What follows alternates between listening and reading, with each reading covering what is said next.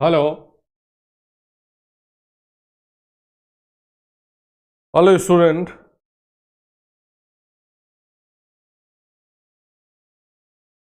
Hello student, EAD परिवार में आप सभी का बहुत बहुत स्वागत करते हैं।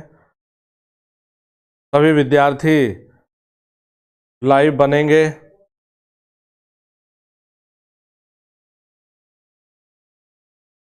सभी विद्यार्थी लाइव आते रहें।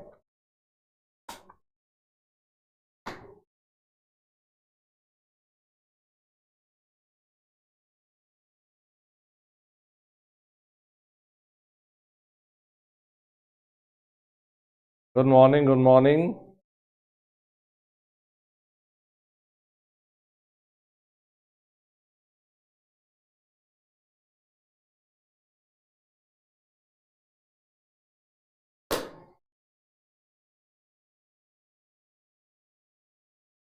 जय हिंद, जय हिंद।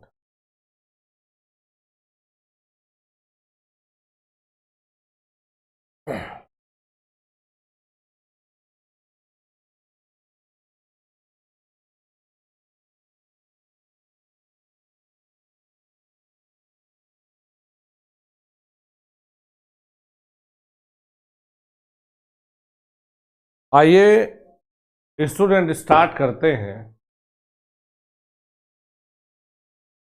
पावर सिस्टम के टॉपिक को। इलेक्ट्रॉनिक्स में आपका ऑसिलेटर बचा है और एक छोटा सा और था, तो उसकी क्लास आप लोगों की शैलेंद्र सर ने कहा कि एक दो दिन मैं फ्री था तो मैं ले लेता हूँ 12 बजे से। तो वो भी हमारा जो पार्ट है वो भी समाप्त हो गया हमारा, जिसमें हमने सेमीकंडक्टर पढ़ लिया, डिजिटल पढ़ लिया, जिसमें हमने डायोड पढ़ी, फिर हमने रेक्टिफायर्स कैसे बनते हैं, फिर हमने इसमें साथ के साथ में बीजेटी निपटा दिया, फैट और मॉसफेट ये चीज़ें निपटा दी। उसके साथ में ही हमने फीडबैक पढ़ लिया। ऑसिलेटर आप लोगों के चल रहे हैं। एक दो छोटी मोटी चीज़ें और मिसलेनियस चीज़ों को ढूंढ के एक या दो लेक्चर और डालूंगा इसमें रिकॉर्ड करके, या फिर लाइव ही रख लेंगे सेशन को। तो इलेक्ट्रॉनिक्स को लेकिन ऐसा नहीं है कि आप लोग छोड़ दें जब आप एक दो बार पढ़ेंगे, क्योंकि जब हम क्विक रिवीजन करेंगे या रिवीजन जब हम रखेंगे, आपको बेटा बहुत मजा आएगा यदि आपने एटलीस्ट हल्का फुल्का जरूर पढ़ ले। पहले कोई पॉइंट अगर समझ नहीं आया तो उसको आप पेंसिल से गोला कर ले। जब भी हम रिवीजन लगवाएंगे या रिवीजन हम लगाएंगे तो उसको आप ध्यान से देखें पहले कि इसमें सर ने क्या बोला है। ये तैयारी करने का एक अच्छा वे है। 2 to 3 डेज क्लास, सभी क्लासेस डिस्टर्ब रही है। थोड़ा सा यार आवाज सुबह सुबह कम ही निकल रही।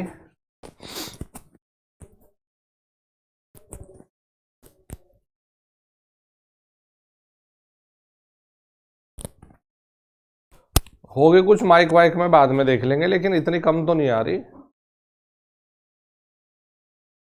यहां तो सही दिखा रहा है यार।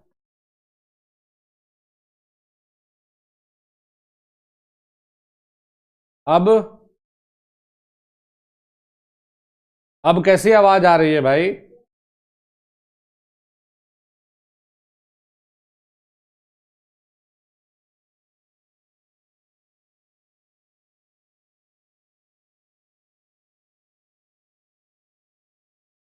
अरे दीक्षित बाबू, मैंने पावर इलेक्ट्रॉनिक्स तो पढ़ा ही नहीं। Diac, triac, thyristor, phase control, rectifier, बेटा वो पावर इलेक्ट्रॉनिक्स अलग है, इलेक्ट्रॉनिक्स अलग है। तो वो चीज छोड़ दो कि सर क्या हुआ नहीं हुआ। वो एक अध्यापक की जिम्मेदारी है ना बेटा, कौन सी चीज कहाँ होती है। पावर इलेक्ट्रॉनिक्स में तो बहुत सारी, तो वो तो पूरा चैप्टर ही नहीं हुआ अभी तक भाई। वो तो हमने जिक्र भी नहीं किया अभी यार। वो इसमें फिलहाल मैं कुछ कर नहीं सकता, देखो ना मुझे इसकी इतनी सेटिंग वेटिंग का पता है भाई। वॉइस का देखो। चलिए तो विद्यार्थियों, मैं तो इसलिए कह रहा हूं शुरू करने से पहले, पावर सिस्टम की समस्या सबके साथ में होती है। और 2021 तो रियली में यार मेरे लिए तो बहुत बड़ा एक चैलेंजिंग वर्ष गया है। लेकिन अल्टीमेटली फिर वही है कि एक खुशी का जो पल है वो देते हैं बच्चे की अपना सिलेक्शन वगैरह ले ले। दो दो बार चैनल हैक हो गया, कभी माता जी की तबीयत अचानक काफ़ी ख़राब हो गई, पिताजी की तबीयत ख़राब हो गई। अभी मैं 3-4 दिन से हॉस्पिटल के चक्कर लगा रहा हूँ। फिर फादर इन लॉ एडमिट है, तो रेगुलर अपना क्लास ले रहा हूँ। कोई भी छोटी मोटी क्लास अगर लेनी होती है तो तुरंत हॉस्पिटल। तो आज खैर आप लोगों के सबके प्यार और आशीर्वाद से आज डिस्चार्ज हो जाएंगे। अब तबीयत सही है। तो आप लोगों को कोई डिमोटिवेट या निराश होने की ज़रूरत नहीं है। कुछ बच्चे एग्ज़ाम में अभी रिसेंटली फेल भी हो गए, तो वो बड़े उदास उदास है, बड़ा उदास उदास रहते हैं बच्चे कि हमारा रिजल्ट अच्छा नहीं आया। यार ये जीवन का एक चक्र है, कभी इसमें हार मिलती है, कभी जीत मिलती है, लेकिन अपना जो बच्चा जमा रहेगा, टिका रहेगा, वो एक एक दो दो तीन तीन नौकरी लेके बैठेगा। एक समय ऐसा भी आएगा। तो ये इस कंपटीशन के मैदान में टिका रहना बहुत जरूरी है।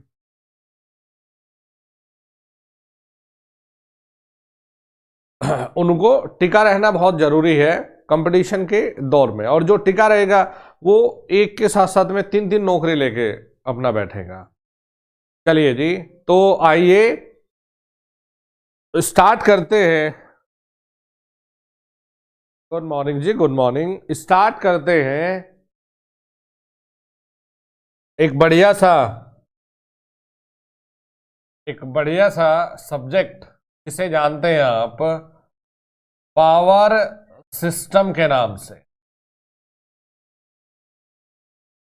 काफी बड़ा सिलेबस है बेटा इसका, लेकिन ये मान लो कि जैसे ये हुआ तो रिलैक्स फील करना कि हाँ फिर सिलेबस निमट सी ही गया जब ये होगा, क्योंकि इसका बहुत बड़ा रोल और योगदान होता है।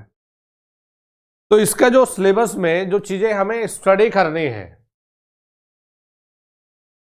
ये होता है बेटा, जो स्टडी हमें करनी है, जो इसके अंदर चैप्टर हमें पढ़ने हैं। एक होता है मैकेनिकल डिजाइन, जिसे हम लोग लिखते हैं mechanical design of transmission line. Mechanical means यांत्रिक रचना किसी भी ट्रांसमिशन लाइन की, यांत्रिक रचना। ऐप में चेंज ये हो गया, जिस चीज की बच्चों को बहुत डिमांड थी, काफी खर्चा करने के बाद एक फीचर जुड़वाया है, लेकिन बच्चों ने उसे ध्यान से देखा नहीं, महत्व नहीं दिया। अब लाइव क्लास में आप क्वालिटी भी एडजस्ट कर सकते हैं। अब लाइव क्लास में आप अपने क्लास में, जैसे यूट्यूब पे लाइव क्लास में क्वालिटी कोई भी सेट कर सकते थे, वो सेट कर सकते हैं। तो ये परिवर्तन हुआ है, जो कि बच्चे जिसके लिए बहुत ज़्यादा बोलते थे कि सर ये होना चाहिए। तो विद्यार्थियों, एक होता है mechanical design of transmission line, एक होता है बेटा इलेक्ट्रिकल डिजाइन। इलेक्ट्रिकल डिजाइन यानी कि विद्युत संरचना इसके बेटा ट्रांसमिशन लाइन के।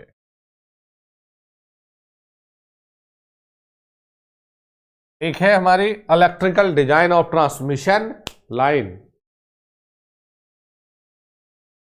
फिर एक और टॉपिक आता है आपका, जिसे हम कहते हैं बेटा, ये भी छोटा सा एक चैप्टर बनाएंगे, ये किताब में नहीं मिलेंगे, ये पावर सिस्टम को अच्छे से डिजाइन करने के लिए और बनाने के लिए ये कुछ चैप्टर मैंने खुद से तोड़े हैं। किताब में तो एक साथ ही पावर सिस्टम को खिचड़ी की तरह लिख दिया। तो परफॉर्मेंस ऑफ ट्रांसमिशन लाइन, कि ट्रांसमिशन लाइन की परफॉर्मेंस क्या क्या है, कैसी है। फिर हम लोग चलेंगे विद्यार्थियों सप्लाई सिस्टम पर।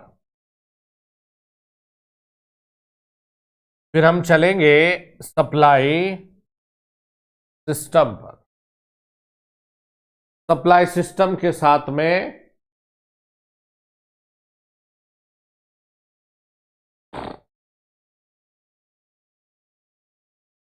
सप्लाई सिस्टम के बाद में चलेंगे बेटा, एक बहुत बढ़िया चैप्टर बनाया है डिस्ट्रीब्यूशन सिस्टम।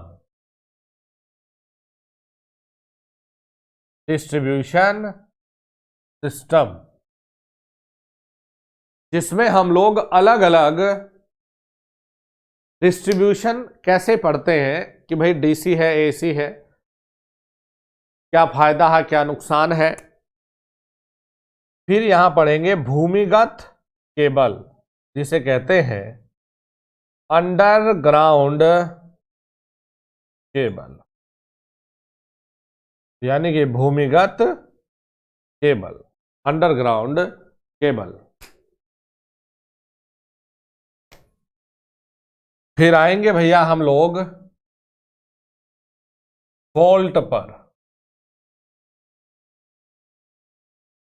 पावर सिस्टम में जो फॉल्ट होते हैं वो कौन कौन से होते हैं और इन्हें कैसे हम दूर करते हैं।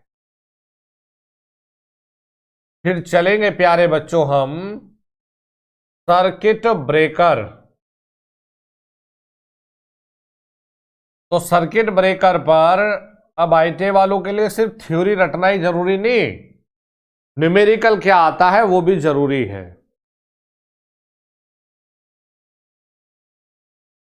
फिर यहीं पर एक होता है बेटा फ्यूज, फ्यूज के बारे में यहीं पर होता है प्यारे बच्चों रिले के बारे में।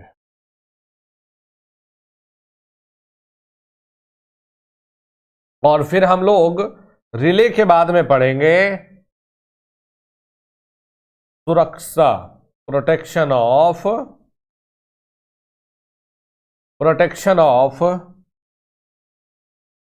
Transmission line. कैसे प्रोटेक्शन करेंगे बाबू? जनरेटर की कैसे प्रोटेक्शन करेंगे, ट्रांसफार्मर की कैसे सुरक्षा करोगे, ये सारी चीजें हमें सीखनी है रिले की मदद से। कैसे सुरक्षा करेंगे। साथ में एक छोटा सा टॉपिक और है जिसमें आपको पढ़ाना है तड़ित चालक, जिसे आप कहते हो लाइटनिंग अरेस्टर, तड़ित चालक। पावर सिस्टम का काम सिर्फ बिजली बनाने मात्र से नहीं होता है कि आपको बेटा सिर्फ जनरेशन सिखा दिया जाए, वो अलग एक काम है जिसे हम पढ़ते हैं पावर जनरेशन में। ये हमारा है पावर सिस्टम का वो सिलेबस जिसे हम कंसीडर करते हैं ट्रांसमिशन और डिस्ट्रीब्यूशन में। ट्रांसमिशन का मतलब होता है, जैसे आप ये समझते होंगे, क्योंकि ये बेसिक ऐसी चीजें हैं जो रियली में आपको पता होनी चाहिए बेटा। ट्रांसमिशन का मतलब होता है क्या है, जैसे यहां पर एक जनरेटिंग स्टेशन है,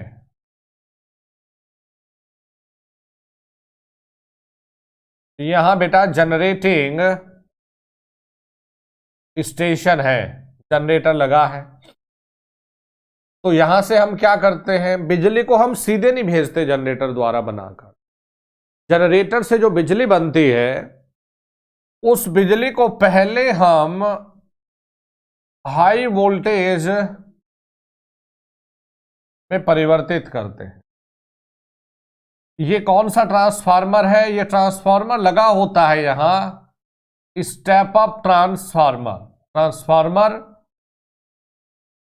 का काम होता है बिजली यानी वोल्टेज और करंट को एक लेवल से दूसरे पे बदलना। तो स्टेप अप का काम होता है, इधर बेटा कम वोल्टेज है और उस तरफ विद्यार्थियों ज्यादा में बदल देता है। तो हम ज्यादा वोल्टेज करने के बाद में फिर करते हैं ट्रांसमिशन। ज्यादा वोल्टेज, क्योंकि हम बहुत सारे, जब हम सप्लाई सिस्टम पढ़ेंगे तो बेटा हम लोग कहेंगे कि हाई वोल्टेज ट्रांसमिशन के अपने बेनिफिट है, अपने फायदे हैं। तो ट्रांसमिशन हमेशा किया जाता है, देखिए उस मुद्दे पर या उस शर्त के साथ में, आप ट्रांसमिशन पर, अगर आपके घर के बाहर ट्रांसमिशन लाइन है तो आप ये नहीं करोगे कि कटवा डाल दो, इस पे ऐसे डाल दो, ऐसे जम्फर बना के और खींच लाओ तार को अपने घर में इस्तेमाल करो, ऐसा नहीं करेंगे। तो ट्रांसमिशन लाइन पर कभी भी बेटा आप टैपिंग नहीं कर सकते, आप करते नहीं, क्योंकि ये हाई वोल्टेज से डील करता है, टैपिंग यहां अवेलेबल नहीं है। फिर आप क्या करते हो, ये जाते हो, ये स्टेप डाउन ट्रांसफॉर्मर लगाते हो, यहां पर है आपका ये स्टेप डाउन ट्रांसफॉर्मर। तो स्टेप डाउन क्या करता है, बिजली को हाई से कम में करके फिर आप डिस्ट्रीब्यूट करते हो, तो ये बनते हैं यहां डिस्ट्रीब्यूशन। तो इनके अपने जैसे डिस्ट्रीब्यूशन है, आपके घर में बेटा जो सप्लाई आती है वो कहलाती है डिस्ट्रीब्यूशन। आपके गांव के बाहर पर एक लोकल सब स्टेशन बनाया जाता है, आपके गांव के बाहर एक लोकल सब स्टेशन डिजाइन किया जाता है जहां ट्रांसफॉर्मर रखा है। तो वहां तक आई, वहां के बाद में ये ट्रांसफॉर्मर स्टेप डाउन करके बिजली को आपके गांव में अलग अलग भेज देता है। तो ये क्या है, डिस्ट्रीब्यूशन कहलाता है। तो पावर सिस्टम का काम क्या क्या है कि हमें सीखना है ट्रांसमिशन के बारे में, डिस्ट्रीब्यूशन के बारे में। अब ये ट्रांसमिशन और डिस्ट्रीब्यूशन दो तरीके से हो सकता है बेटा। एक ये होता है जिससे आप कहते हैं ओवरहेड ट्रांसमिशन लाइन, यानी कि जो बाहर ऊपर खंबे पर खींची रहती है, और एक आप ये कह सकते हैं जो विद्यार्थियों अंडरग्राउंड होता है। तो अंडरग्राउंड सिस्टम एक अलग है, डिस्ट्रीब्यूशन पर ही टैपिंग होता है भाई। आपके घर के बाहर जो लाइन है वही डिस्ट्रीब्यूशन लाइन है, उसी पर टैपिंग होता है। टैपिंग का मतलब उसी से तार बांधकर आप अपने घर में लेकर आते हैं।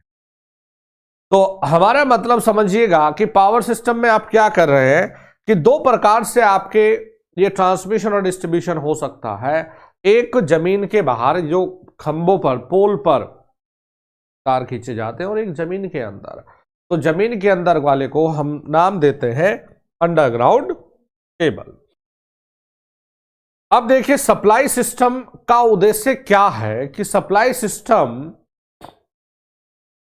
आप बेटा डीसी सप्लाई सिस्टम कर रहे हो या एसी सप्लाई सिस्टम कर रहे हो।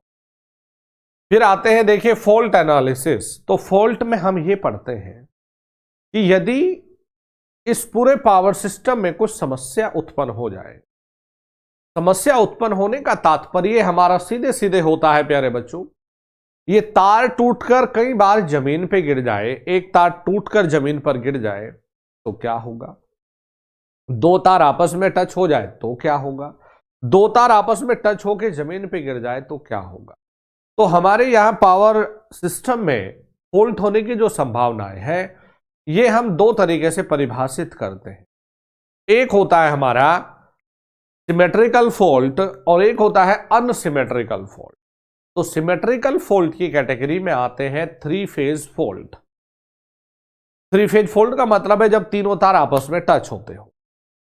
एक होता है अनसिमेट्रिकल। अनसिमेट्रिकल में हमारे तीन ओर आते हैं, एक लाइन टू ग्राउंड, यानी कि एक तार टूट के जमीन पे गिर जाए, लाइन टू ग्राउंड, दोनों तार आपस में टच हो जाए, लाइन टू लाइन, दो तार आपस में टच होकर जमीन पे गिर जाए, तो उसे कहते हैं double line to ground fault. फिर रिले और सर्किट ब्रेकर ये सुरक्षा प्रदान करने का काम करते। आपने देखा होगा कि जब भी रिले का काम होता है ये देख रहा कि पावर सिस्टम के किस हिस्से में फॉल्ट हुआ है, उस हिस्से को पावर सिस्टम से अलग कर देना ताकि ज्यादा समस्या ना हो। तो रिले अलग अलग तरीके से हमें पढ़नी है, रिले अलग अलग तरीके से पढ़नी है कि भाई जैसे हम इंपीडेंस रिले पढ़ेंगे, रिएक्टेंस रिले पढ़ेंगे, मोह रिले पढ़ेंगे, डिफरेंशियल रिले पढ़ेंगे, अलग अलग तरीके से। अगर कोई समस्या हो जाए तो कैसे ये सर्किट ब्रेकर को कहेगा कि भाई तू ओपन हो। सर्किट ब्रेकर और रिले मिलकर बहुत अच्छे से सुरक्षा प्रदान करते। फ्यूज भी सुरक्षा प्रदान करता है। रिले और सर्किट ब्रेकर तो बेस्ट ऑप्शन है। कई जगह हम फ्यूज भी देखते हैं, तो फ्यूज के अलग अलग तरीके होते हैं। कार्टेज फ्यूज भी आप देखते होंगे, HRC फ्यूज भी आप देखते होंगे, कटआउट टाइप फ्यूज भी आप देखते होंगे। तो फ्यूज भी सुरक्षा प्रदान करने का एक माध्यम है, लेकिन फ्यूज ऑटोमेटिक सुरक्षा नहीं देता, या सॉरी ये यानी कि फ्यूज हमारा बहुत हाई लेवल तक काम नहीं करता। जैसे नॉर्मल लेड और टीन का बना हुआ हमारा नॉर्मल 10 एम्पियर तक काम करता है, कॉपर वाला हमारा 2 एम्पियर तक काम कर लेगा। तो अपनी एक बाध्यता है फ्यूज की। फिर आते हैं, देखिए हम protection of transmission line, generator और ट्रांसफॉर्मर। हमारे पास में पावर सिस्टम में जो ज्यादातर यूज होते हैं बेटा, एक जनरेटर है, ट्रांसफॉर्मर है और ट्रांसमिशन लाइन है। तो इनकी हम कैसे सुरक्षा करें, कैसे हम इन्हें सुरक्षा प्रदान करें। लाइटनिंग अरेस्टर भी आप समझते होंगे, आकाशीय बिजली अगर ट्रांसमिशन लाइन पर गिर जाए, उसमें तो बड़े चार्ज होता है, उसमें तो बहुत भयंकर वोल्टेज है, ये तो सब कुछ तबाह कर देगा। तो तड़ित चालक हम इस्तेमाल करते हैं। तो ये हमारा एक ओवरव्यू रहता है विद्यार्थियों पूरा एक पावर सिस्टम का। अगर हम इनको पढ़ लेंगे तो आपको आत्मविश्वास जगेगा कि हाँ यार हमने कुछ चीजें सीखी हैं। और अब अगर आपको कोई भी ITI लेवल का एग्जाम पास करना है तो उसमें सिर्फ आप आपकी ITI में लिखी गई चीजों को पढ़ के उस एग्जाम को आप पास नहीं कर सकते। उसके लिए थोड़ा सा आपको अपना, थोड़ा क्या काफी हद तक अपने लेवल को ऊपर रखना चाहिए, मेरा तो यही मानना है। तो आइए स्टार्ट करते हैं अपना मैकेनिकल डिजाइन से।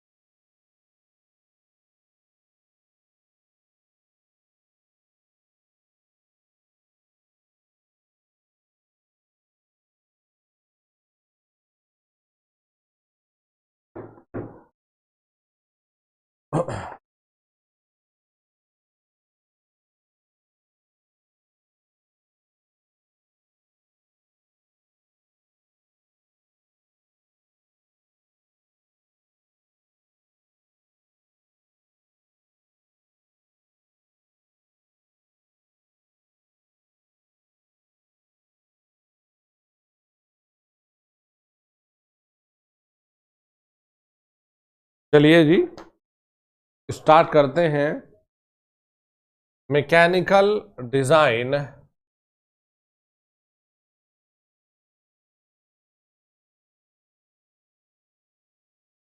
Mechanical design of transmission line. Mechanical यानी यांत्रिक बनावट, ट्रांसमिशन लाइन की यांत्रिक बनावट, हमारा ये चैप्टर है।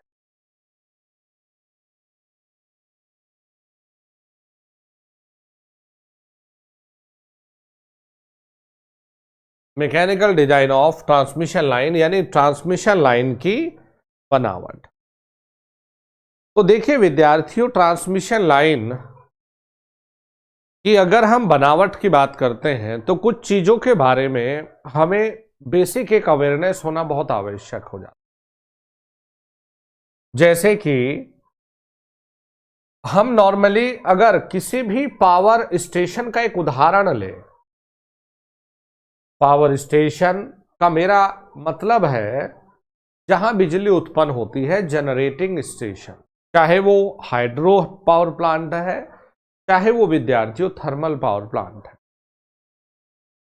तो आपने बड़े ही बेसिक से ये कहा कि गुरुजी यहां पर एक टरबाइन है, आपने यहां पर एक टरबाइन लगा रखी है। देखिए मैकेनिकल डिजाइन को अच्छे से समझते हैं। आपने ये टरबाइन लगा रखी है। जो बच्चा सुनेगा ना उसको रियल में एक अलग तरह का पावर सिस्टम देखने को सुनने में मिला, तो ये वादा रहा। ये आपने नॉर्मली यहां पर एक बेटा टरबाइन लगा दी।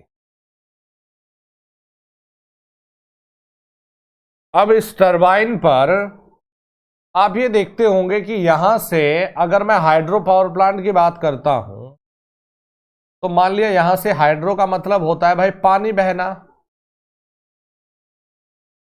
पानी बहेगा तो ये घूमेगी भाई।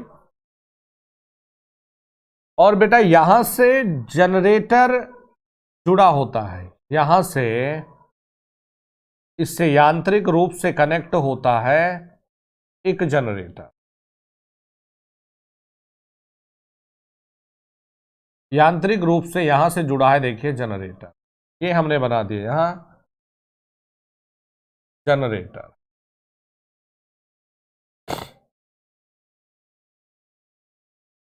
अब जब हमने जनरेटर बनाया तो जनरेटर ने यहां पर क्या काम किया, जो बिजली बनाई, जनरेटर ने 3 फेज बिजली बनाई जी। ये भाई 3 फेज ही हम लगाते हैं, जनरेटर ने अपना 3 फेज बनाकर दे दिया, आर वाई और बी। आपने कहा ठीक है सर। इसके बाद में यहां बेटा स्टेप अप ट्रांसफार्मर लगाया। पॉइंट को जरा समझिएगा, हमने यहां पर ये स्टेप अप ट्रांसफार्मर लगा दिया 3 फेज बेसिस।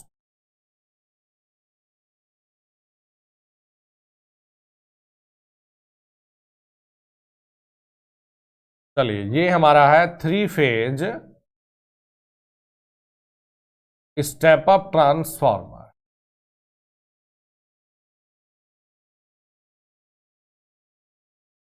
आपको उस सच्चाई से रूबरू कराना चाह रहा हूं, डायरेक्ट लिखा देता है जो आपको पता है, क्योंकि पावर सिस्टम इतना दिलचस्प वाला इंटरेस्टिंग विषय है कि यहां चीजों को आप बेटा प्रैक्टिकली धरातल पर देखते हैं।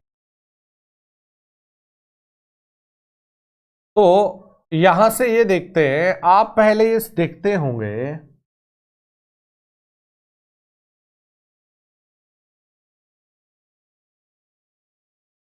आप ये देखते होंगे कि हमारे पास में यहां ये टावर है जो नॉर्मली बना हुआ है स्टील का टावर है ना, स्टील टावर बने होते हैं बड़े बड़े ये। अब उनकी अलग अलग संरचनाएं हैं बेटा। भाई पावर स्टेशन पर जब बिजली की बात करेंगे तो वो ऐसा तो है नहीं कि आपको 240 वोल्ट पर मिल जाएगा। तो आप ये देखते होंगे कि यहां से सबसे पहले ये पिक्चर आपके दिमाग में आती होंगी, ये पिक्चर आपके दिमाग में चलती होगी कि आप ट्रांसमिशन कितने तारों के साथ में कराना चाहते हैं। आपने कहा मैं तो 3 फेज कराना चाहता हूं, या एक साथ आपने देखे होंगे 6 3 यहां से लेंगे, 3 कोई और लेंगे। तो आप ये देखते होंगे कि यहां पर बेटा कुछ इंसुलेटर लगे होते हैं। ये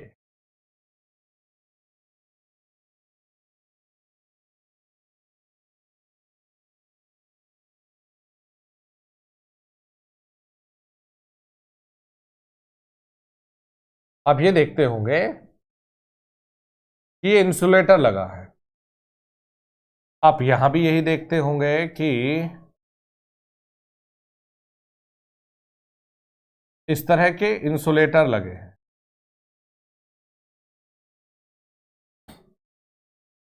अब जैसे 3D पिक्चर पॉसिबल नहीं है, तो इसी के पीछे पर नीचे की साइड में आप देखते होंगे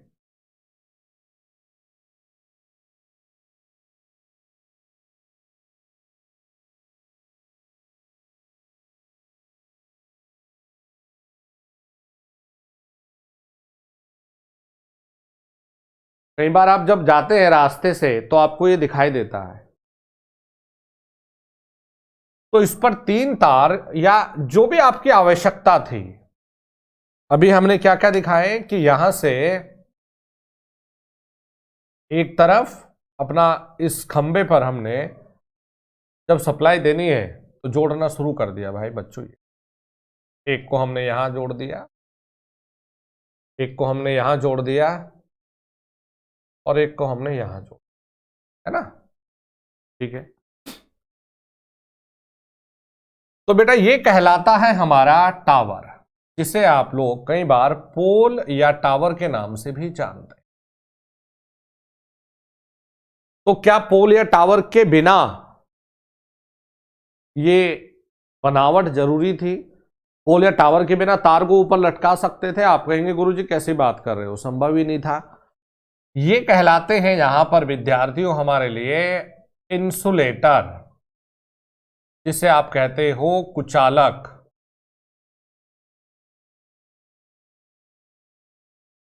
ये यहां से यहां तक, ये जिस पर ये बंधे होते हैं, ये ऐसे में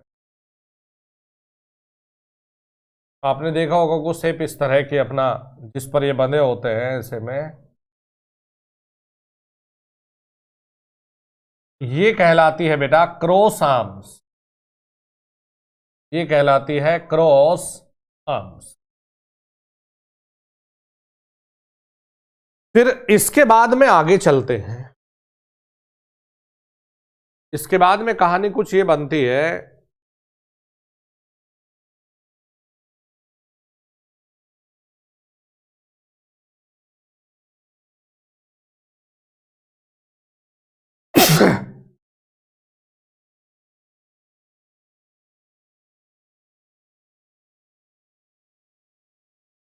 इसके बाद में कहानी कुछ ये देखने को मिलती है। मैं बार बार बोल रहा हूं कि आपकी चॉइस है। जैसे मैं तो सिर्फ 3 तार दिखा रहा हूं, कई बार आप 6 तार 12 तार ये देखते होंगे। तो हमारा उद्देश्य तो यहां बेसिक को पकड़ना है। इस तरफ फिर आप ये देख पाएंगे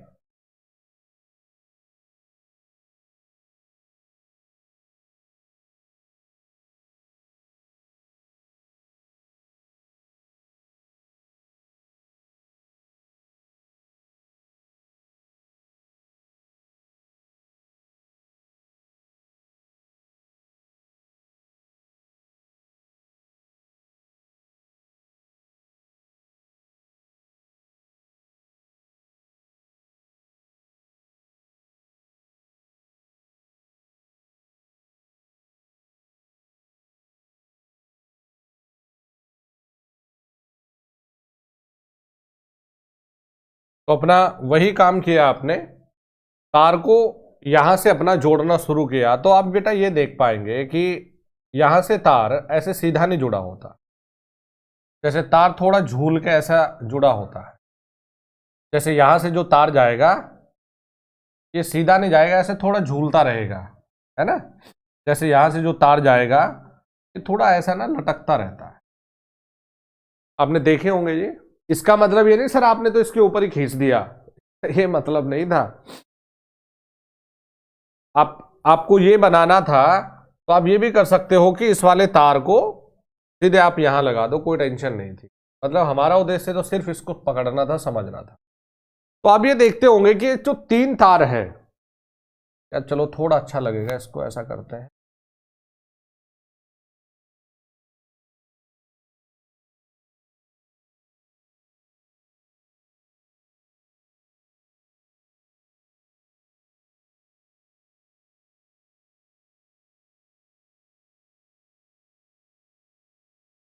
ये देखो तार ऐसे आपने देखा होगा कि जो तार हमारे ऐसे होने चाहिए थे वो तार ऐसे नहीं है, वो तार ऐसे झूल रहे अपना नीचे। तो ये कहलाता है, ये जो तार नीचे झूलते रहते हैं ये कहलाता है विद्यार्थियों हमारा सैग।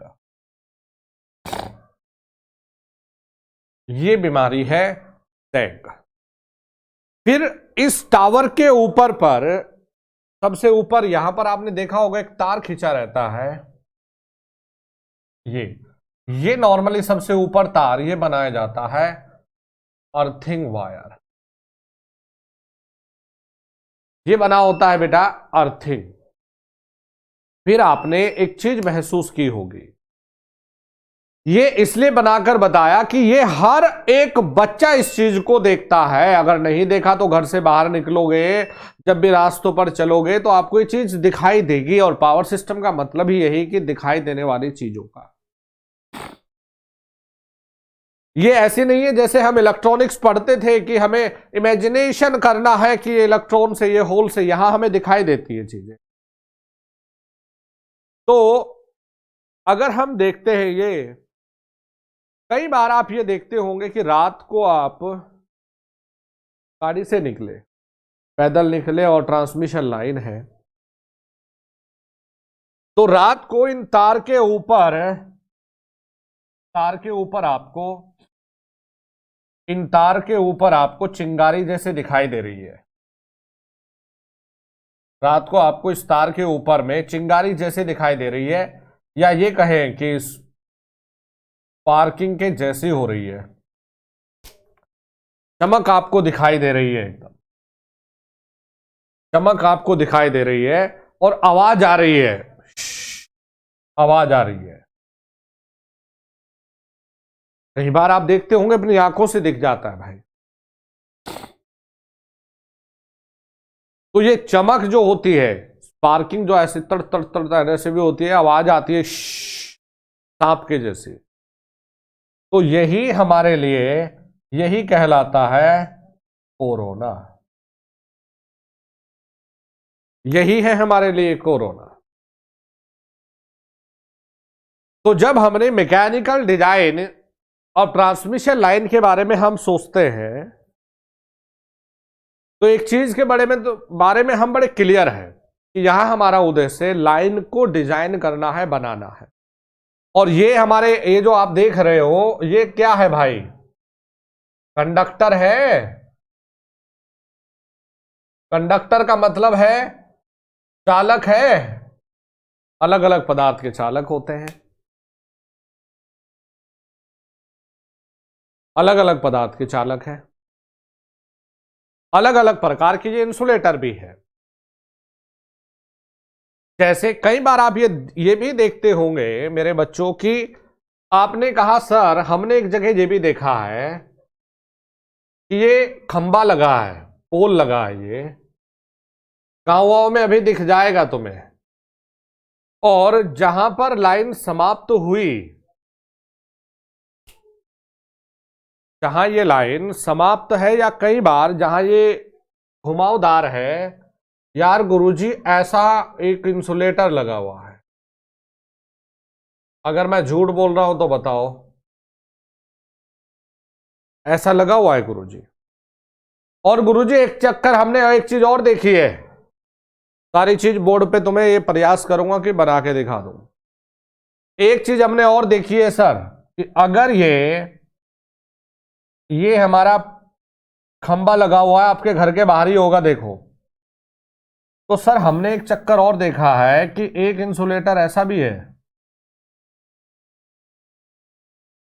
और इसके ऊपर से तार रखा हुआ है। ये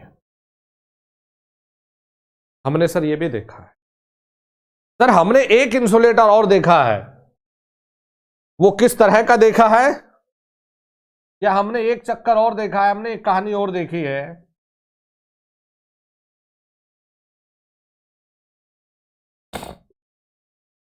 ये थोड़ा सा इस तरफ जा रहा था, यानी कि एंड कर दिया यहां हमने लाइन का।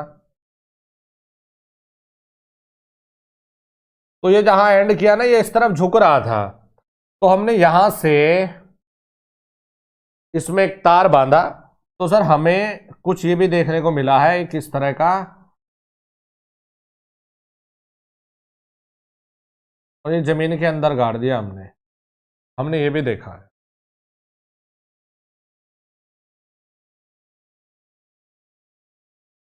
और डेफिनेटली देखा है, ऐसा नहीं है। ये इस तरह का, मेरा कहने का मतलब है इस तरह की एक शेप आपने जरूर देखी होगी। और यहां से तार जाता हूं, एक लट्टू के जैसा अपना रखा है, पिन टाइप इंसुलेटर। अभी भी आप बाहर निकलेंगे तो ये आपको नॉर्मल है, दिखेगा। अच्छा, तो ये पोल या टावर भी आपने अलग अलग देखे हैं, कई बार स्टील के देखे हैं, कई बार आरसीसी के देखे हैं। कई जगह पर हम लोग वुडन पोल को भी इस्तेमाल करते हैं। अलग अलग जरूरत है हमारी, अलग अलग करेंगे। कंडक्टर को भी आप दो तरीके से कर सकते हैं विद्यार्थियों, एक एल्यूमिनियम और एक कॉपर। लेकिन हमारे लिए क्या मजबूरी रही है कि हम कॉपर को नहीं करते, एल्यूमिनियम करते हैं या ACSR करते हैं, इसके बारे में जानकारी। सैग ये बीमारी क्या है? सैग का तापमान से क्या लेना देना है, या सैग का कुछ धारा से लेना देना है या नहीं है? ये मैकेनिकल डिजाइन में आपको इन सब चीजों के बारे में बस पढ़ना मात्र है जो आपके बोर्ड पर बनी हुई है, यानी कि जो चीजें विद्यार्थियों आप प्रैक्टिकली देख कर आते हैं। कई बार आप ये भी पढ़ते हैं, कई बार आप ये देखते हैं कि आपके गांव में ये देखो, एक भी चीज ऐसा नहीं है जो आपके आसपास में नहीं है। कई बार बेटा 3 तार है, ये 3 तार या 4 तार ये आपस में झूल रहे हैं, इन्हें कंट्रोल ही नहीं, इधर उधर उड़े फिर रहे ये। तो कई बार आपने देखा होगा कि एक इसके ऊपर पर एक ऐसा ये कवर के जैसा ये कार्डिंग है, एक रिंग में ले भाई उड़, कहां तक उड़ेगा। ये प्रैक्टिकली चीजें हैं जिन्हें आप अपनी आंखों से देखते हैं।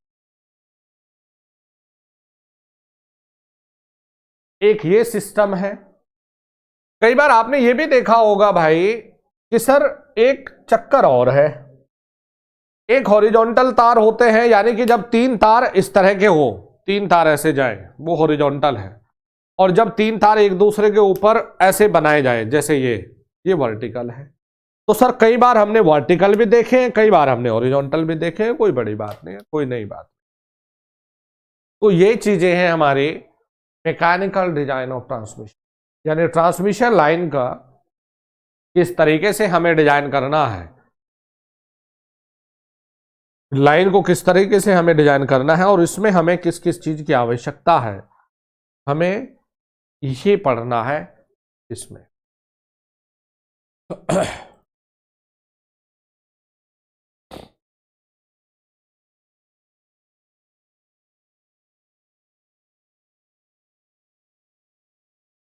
बेटा यहां तक पॉइंट को समझ पाए?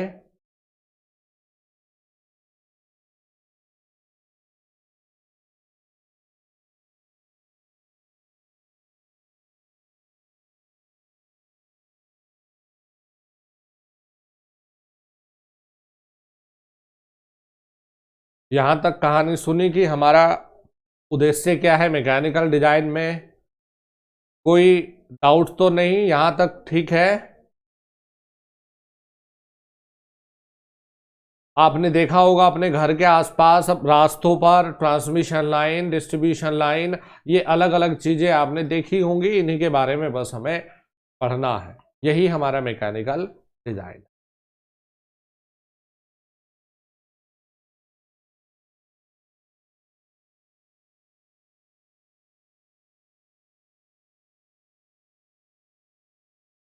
चलिए जी।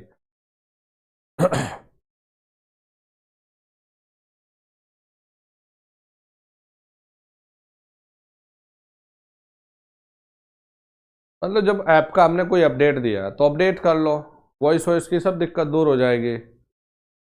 अरे अपडेट कर लो यार, अब इसमें इतना बड़ा मुद्दा थोड़ा ही है। अपडेट अगर आता है तो अपडेट कर लिया करो यार।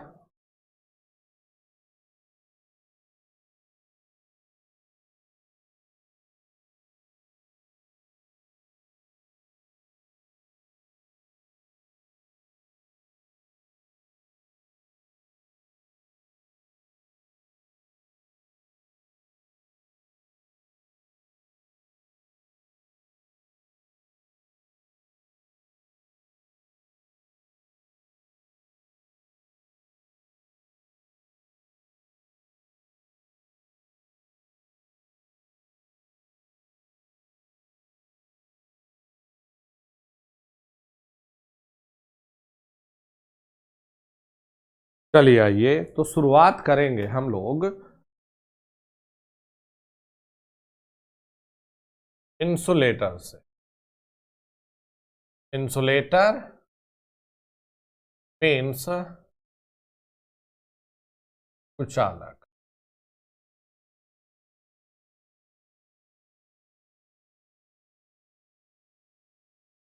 कुचालक ये हमें ये देखना है कि ये करता क्या है। इंसुलेटर जो बने होते हैं कुचालक, यह क्या करता है? तो हम लिखेंगे यह चालक तथा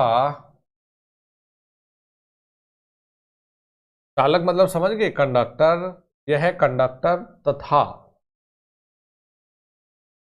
पोल के बीच में इंसुलेशन प्रदान करता है, प्रदान करता है। कई बार ये शब्द देखिए कैसे मोड़ के लिखता है। यह चालक तथा अर्थ के बीच, अब पोल किस पे लगा होगा, जमीन पे लगेगा, तो अर्थ के बीच इंसुलेशन प्रदान करता है। यह ज्यादातर चीनी मिट्टी, ये ज्यादातर चीनी मिट्टी जिसे आप अंग्रेजी में लिखते हो पोर्सलिन का बना होता है। अब पोर्सलिन किस किस का अलॉय है, किस किस का मिक्सचर है, ये देखते हैं। चीनी मिट्टी,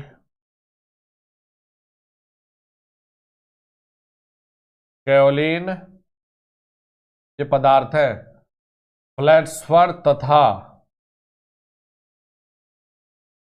क्वार्ट्ज का मिश्रण होता है। ये एक बार जेई के पेपर में आया, तो जो जेई में आ गया, मैं तो ये कहूंगा कि ये कोई दिक्कत नहीं कि ये आईटीआई में पूछ ले। कोयलिन, फ्लेट्सफर तथा क्वार्ट्ज का मिश्रण है क्या बेटा, चीनी मिट्टी। ज्यादातर जो बने हुए हैं वो चीनी मिट्टी के हैं, जो हिंदुस्तान में हम इस्तेमाल करते हैं बनाने को। इसको हम ग्लास से या प्लास्टिक से बनाते हैं बनाने को, लेकिन यहाँ इंडिया में हम जो प्रीफर करके चल रहे हैं वो चीनी मिट्टी को प्रीफर करके चल रहे हैं। अब देखिए इंसुलेटर के प्रकार। इंसुलेटर के प्रकार,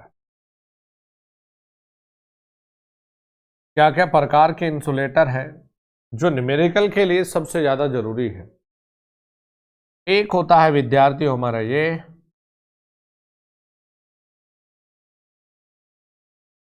suspension type insulator. Suspension type को ही आप कहते हो डिस्क टाइप इंसुलेटर। जिसे किताबों में कई बार लड़ी टाइप लिख के छोड़ देता है। एक होता है पिन टाइप कुचालक।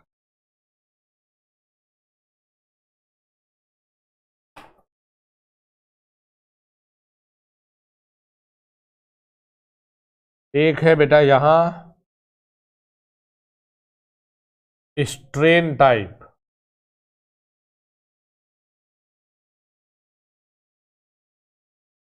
एक है सैकले टाइप।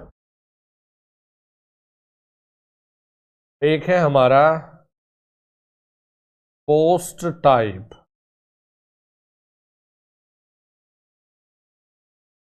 पोस्ट टाइप, और एक होता है हमारा एग टाइप इंसुलेटर।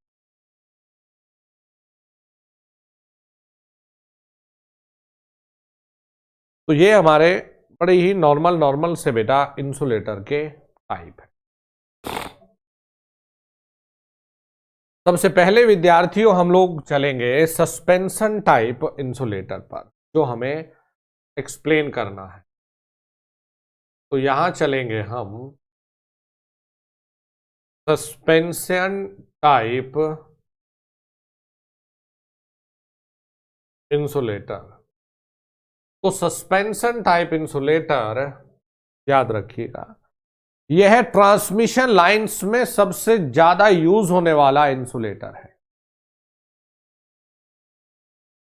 जब हम सस्पेंशन टाइप इंसुलेटर की बात करेंगे तो यह ट्रांसमिशन लाइन में सबसे ज्यादा यूज होने वाला इंसुलेटर की कैटेगरी है।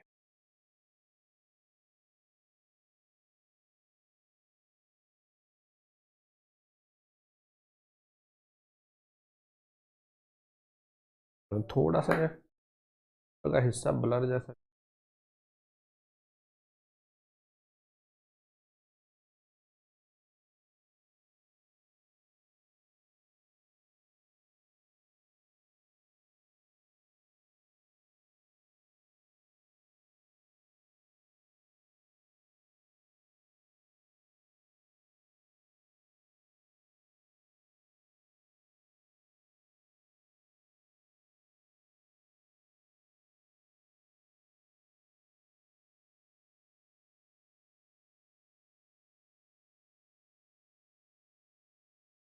तो हम लोग लिखेंगे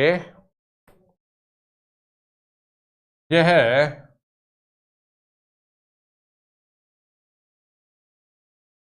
ट्रांसमिशन लाइन में सबसे ज्यादा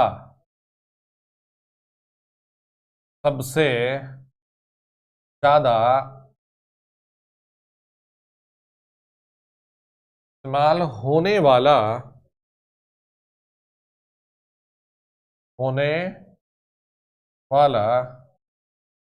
चालक है।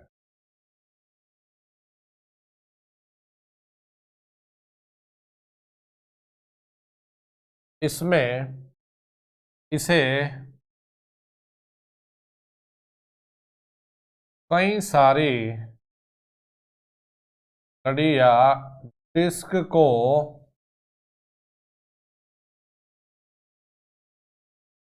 आपस में जोड़कर बनाया जाता है। इसमें प्रत्येक डिस्क 11 केवी वोल्टेज के लिए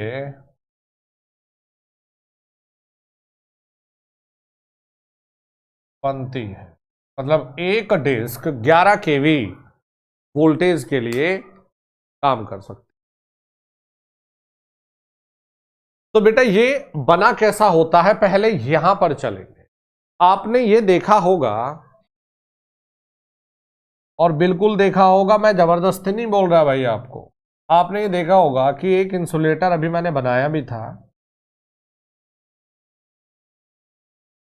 इस तरह का आप इंसुलेटर देखते होंगे। मेरा कहने का तात्पर्य है सिर्फ इससे, आप ये देखते होंगे इस तरह की एक बनावट में कई सारे डिस्क ऐसे आपस में जुड़ी हुई है और सबसे नीचे वाले डिस्क के तार जोड़ देते हैं। ये बनावट कई बार आपने देखी हो। तो यही हमारा बेटा सस्पेंशन टाइप या डिस्क टाइप इंसुलेटर है। यही हमारा suspension type disc type insulator यही है। अच्छा जी, चलो तरफ भी बनाया जाए इसे।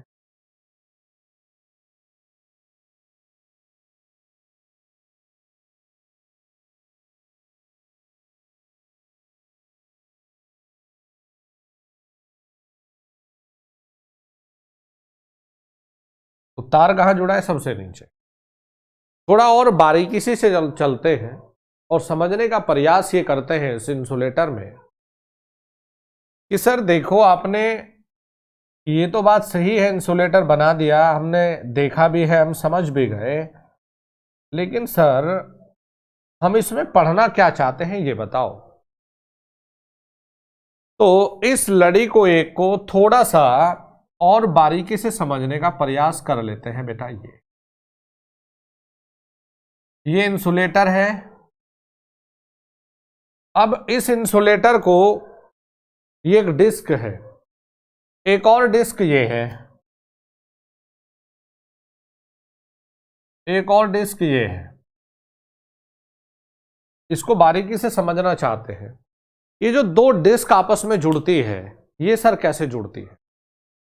तो ये दो डिस्क आपस में जोड़ी जाती है बेटा एक तार के माध्यम से। समझिए बात को, ये दो डिस्क आपस में जोड़ी जाती है एक तार के माध्यम से। अच्छा सर, तो अगर ये दो डिस्क आपस में ये क्रॉस आर्म से कैसे बंधता है? तार के माध्यम से। तो हमने ये कहा कि तार का मतलब ये हुआ कि भैया ये आपस में जो जुड़ा है, तार का मतलब कंडक्टर यानी चालक। गहराई से समझिए बात को बेटा। ये है यहां पर कुचालक,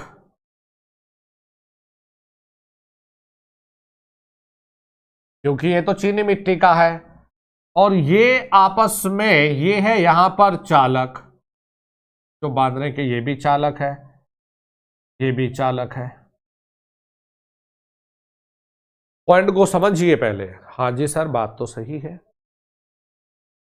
तो एक परिभाषा होती है कि जब दो तार, एक परिभाषा है देखिए धारिता की, या कहें कि कैपेसिटर की एक परिभाषा है, जिसे आप संधारित्र बोलते हो, उसकी एक परिभाषा है। परिभाषा है जब कोई दो चालक किसी कुचालक से अलग किए जाते हैं, अलग होते हैं, तो वहां पर संधारित्र बनता है तथा धारिता रहती है। ये प्रॉपर्टी तो है संधारित्र की। ये बताओ सीखते कि नहीं? जब कोई कंडक्टर किसी एक, बेटा बहुत रिलैक्स मूड में पढ़ा रहा हूं, एक एक चीज तुम्हें समझा के रहूंगा, लेकिन वही है, सुनना पड़ेगा। शर्त यही है, सुनना पड़ेगा चीजों को। क्या कहा कि सर देखो, हम ये पढ़ के आते हैं, जब कोई कंडक्टर किसी इंसुलेटर मटेरियल से अलग कर दिए जाते हो तो वहां धारिता बन जाती है। तो हम तो नहीं कह रहे भाई, परिभाषा ही तो है। बिल्कुल सर, धारिता बन गई।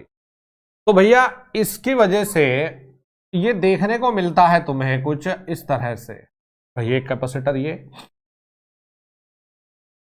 कैपेसिटर ये अगर तीन डिस्क है तो तीन कैपेसिटर ये बन गए, और ऊपर करो सामने।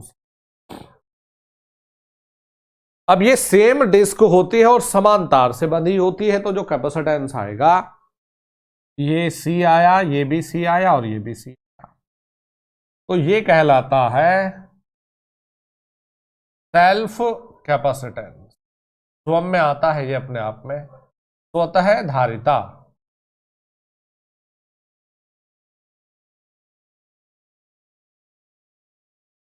अच्छा जी, ठीक है। अब एक गहराई से एक पॉइंट को और समझो। जब हम लोग ट्रांसमिशन लाइन बनाते हैं तो जो कंडक्टर है, ये खेल समझो जरा। जब ट्रांसमिशन लाइन बनती है तो जो स्टील का टावर है भाई बाबू, ये बताओ, स्टील का टावर सस्पेंशन टाइप को हम इस्तेमाल ही ट्रांसमिशन में कर रहे हैं भाई। क्या लिखा है? ट्रांसमिशन लाइन में इस्तेमाल होने वाला, सबसे ज्यादा इस्तेमाल होने वाला इंसुलेटर है। अब ये किसका बना है? ये तो सर स्टील का बना है टावर, आपने देखी भी होंगे यार। और ये बताओ कि, अच्छा जी, ये डिश कैसे लटकी हुई है, एक तार के थ्रू बंधी हुई है? ये है। अगर दो तार किसी भी कुचालक से अलग कर दिए जाए तो धारिता आती है, चाहे वो कुचालक हवा ही क्यों ना हो, चाहे वो कुचालक हवा ही क्यों ना हो। अच्छा सर, तो एक चीज और देखने को मिली गुरुजी हमें, और वो चीज देखिएगा क्या है। सर टावर मतलब चालक, ये तार जो बंधा हुआ है मतलब चालक। अच्छा, एक डिस्क यहां भी तो है। ओहो ठीक है सर, ठीक है, ये नीचे से तार जा रहा है। तो पॉइंट को समझिएगा, ये चालक और ये चालक बीच में हवा से अलग है। हाँ सर बिल्कुल है। तो भाई एक कैपेसिटेंस तो यहां भी आएगा, हवा भी तो कुछ चालक है। अच्छा, ये वाला तार और ये अलग है, तो भाई एक गुरुजी यहां भी आएगा। नीचे तो तार आ ही गया ना, नीचे तो तार स्वयं है ही ये, इसमें थोड़ा ही लोगे। तो ये रखोगे आप कैपेसिटेंस C1, इसे कहते हैं हम शंट कैपेसिटेंस, शंट कैपेसिटेंस।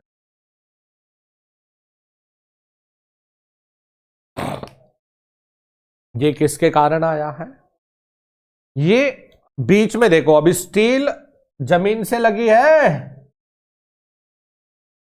अरे जमीन में ही तो गड़ी है भाई, अगर करंट बहेगा तो जमीन में जाएगा। तो हम स्टील का मतलब, ये कैपेसिटेंस जो आता है ये आता है हमारा इस इंसुलेटर के तार के और अर्थ के बीच में। ये टावर का मतलब जब जमीन पे खड़ा है मतलब अर्थ, तो ये क्या है? शंट कैपेसिटेंस है। तो कुल मिलाकर हमने जब इस चीज को बारीकी से गंभीरता से लिया, तो अपने इलेक्ट्रिकल पॉइंट ऑफ व्यू से हमें ये कुछ अलग प्रकार से देखने को मिला। क्या था भाई, जब आप घर से निकले तो तुम्हें तो प्रैक्टिकली ये देखने को मिलेगा, लेकिन एक इंजीनियर के तौर पे आप कैसे इसको पढ़ोगे, ये हमें समझना, ये हमें समझना है। ठीक है, पहले यहां तक बनाओ।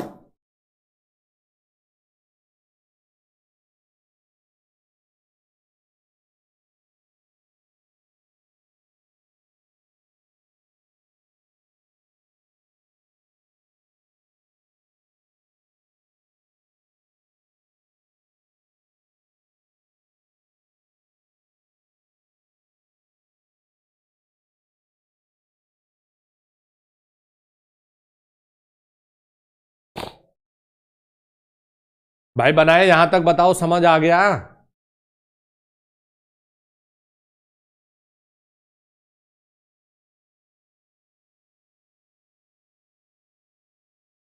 हाँ भाई बच्चों बताओ, कुछ भी ऐसी चीज का जिक्र नहीं किया जो आप अपनी आंखों से नहीं देखते होंगे।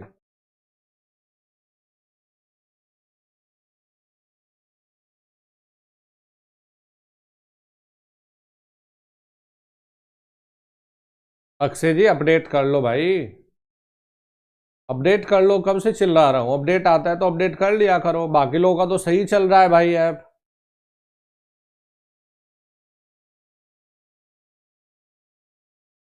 यहां तक क्लियर हो गया बेटा? मजा आ रहा है कि नहीं? एक एक डायग्राम वायग्राम सब आपके आंखों के सामने है, समझ पा रहे हो point two point? Shunt capacitance tower के बीच में और उस इंसुलेटर के तार के बीच वाला कैपेसिटेंस है। भाई अपने बेसिक को मत भूलो, बेसिक का मतलब यह है एसी फंडामेंटल को 3 बजे करेंगे हम बी वाले में, वो 3 बजे के ऐसे ही चलता रहेगा।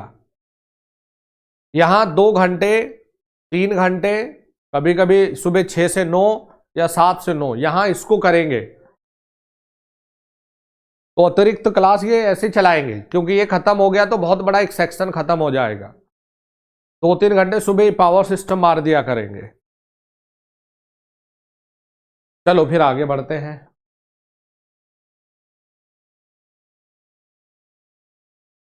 इसी को आगे बढ़ाएंगे।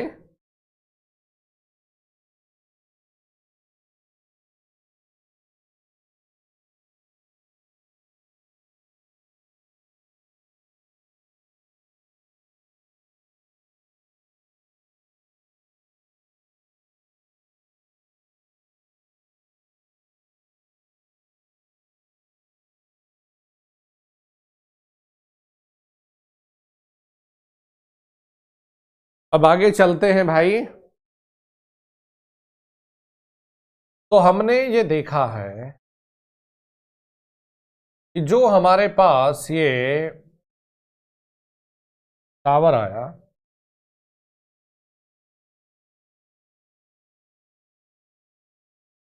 उससे जो इंसुलेटर हमें दिखाई दिए, उनको इलेक्ट्रिकल रूप हमने कैसे दिया पढ़ने के लिए, वो हमें देखना था। तो आप ये देख पाएंगे बड़े आसानी से। इलेक्ट्रिकल रूप हमारा एक कैपेसिटेंस C है, फिर एक कैपेसिटेंस C है,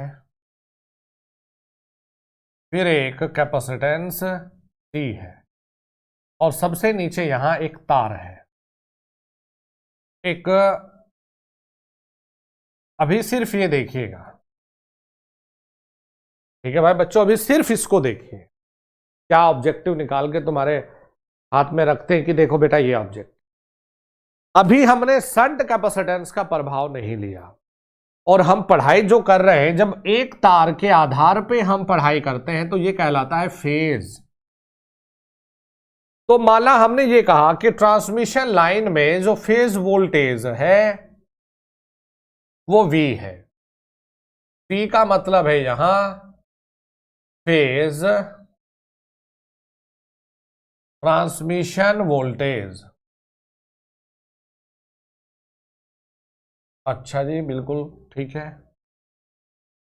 तो V का मतलब ये बैठता है मेरे शेरों कि फेज वोल्टेज इस पूरे यहां से लेकर यहां तक वोल्टेज है V। ये होती है फेज वोल्टेज की कि सर यहां से यहां तक वोल्टेज V है। भाई मेरे बच्चों एक बात बताओ, अब ये यहां से, ये समझिए पॉइंट, यहां से अगर धारा I बह गई तो ये तीनों आपको सीरीज में दिखाई दे रहे हैं, तो धारा I ही जाएगी ना, तीनों में धारा I जाएगी। जब तीनों समान कैपेसिटेंस है, पॉइंट समझिएगा, तो तीनों के अक्रॉस में वोल्टेज ड्रॉप समान होगा। आप कहेंगे सर बिल्कुल होगा। तो अगर ये 3 जगह हम बांटेंगे तो ये V/3 हो गया, ये भी V/3 हो गया, और भाई ये भी V/3 हो गया।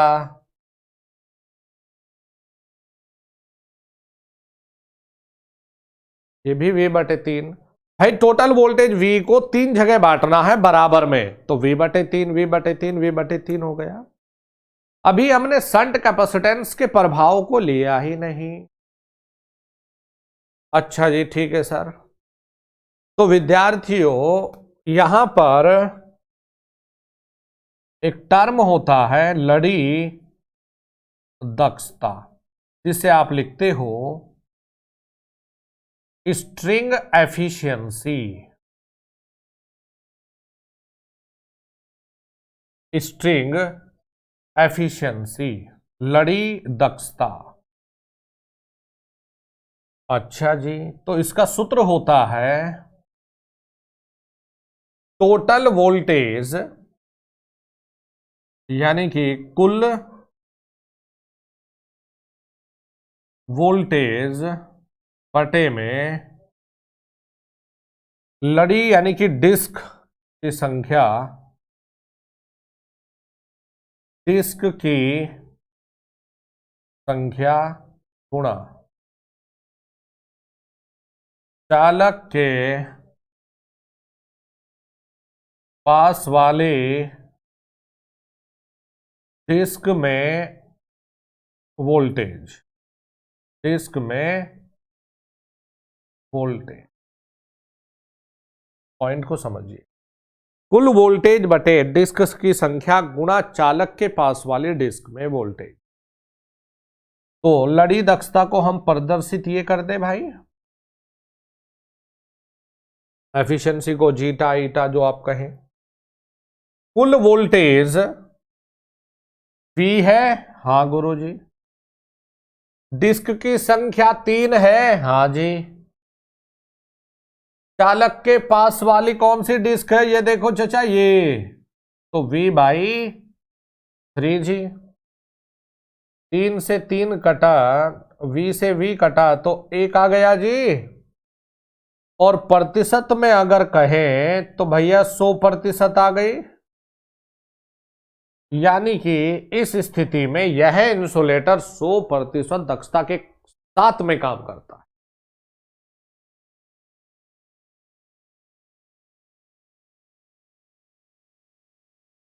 देखिए, अब हम नोट करके क्या लिखेंगे, यदि शंट कैपेसिटेंस ना हो, यदि शंट कैपेसिटेंस ना हो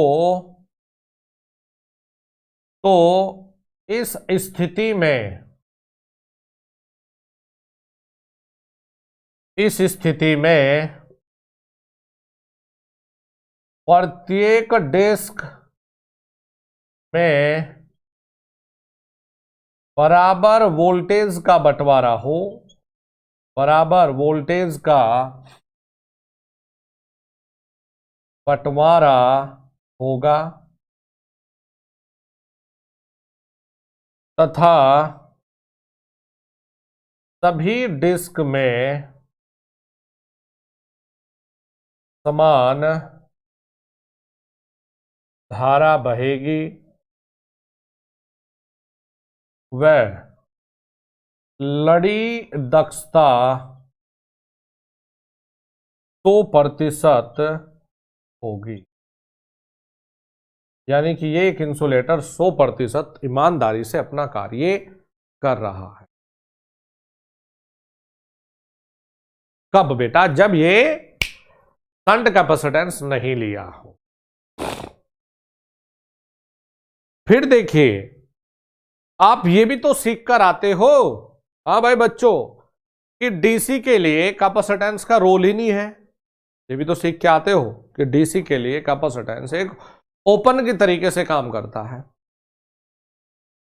तो यदि हम डीसी भी दें, यानी डीसी के लिए, अभी तो एसी एसी पढ़ते हैं ना, ट्रांसमिशन सब एसी एसी में ही तो कर रहे हैं यार। लेकिन अगर विद्यार्थियों इसकी जगह हम डीसी भी देते तो डीसी के लिए कैपेसिटर एक ओपन के रूप में कार्य करता है, इसीलिए डीसी के लिए भी समान यानी कि 100% एफिशिएंसी। तो इसे भी लिखेंगे, डीसी सप्लाई के लिए भी लड़ी दक्षता 100% होती है। आपने कहा ठीक है सर, होती है। यानी कुल मिलाकर यदि हम शंट कैपेसिटेंस को ना लें तो 100%। ठीक है, आगे बढ़ते हैं भाई। प्रैक्टिकली अगर हम देखें तो ये तो एनालिसिस बढ़िया है, सीखने को मिला कि आपसे कहें कि यदि शंट कैपेसिटेंस के प्रभाव को नेग्लेक्ट कर दिया जाए तो कितने प्रतिशत स्ट्रिंग या लड़ी दक्षता मिलेगी? आप कहोगे गुरुजी 100% मिलेगी। क्यों मिलेगी? कारण क्या है कि प्रत्येक डिस्क में वोल्टेज का बंटवारा समान हुआ है। अच्छा, तो सवाल अलग अलग है। जैसे ऑब्जेक्टिव पॉइंट ऑफ व्यू से मेरी आदत है सवाल को साथ में ही लपेट देना भाई, कि क्या बन सकता है। जैसे हमने कहा किसी एक न्यूमेरिकल क्या बन सकते हैं ऑब्जेक्टिव, किसी एक सस्पेंशन इंसुलेटर में,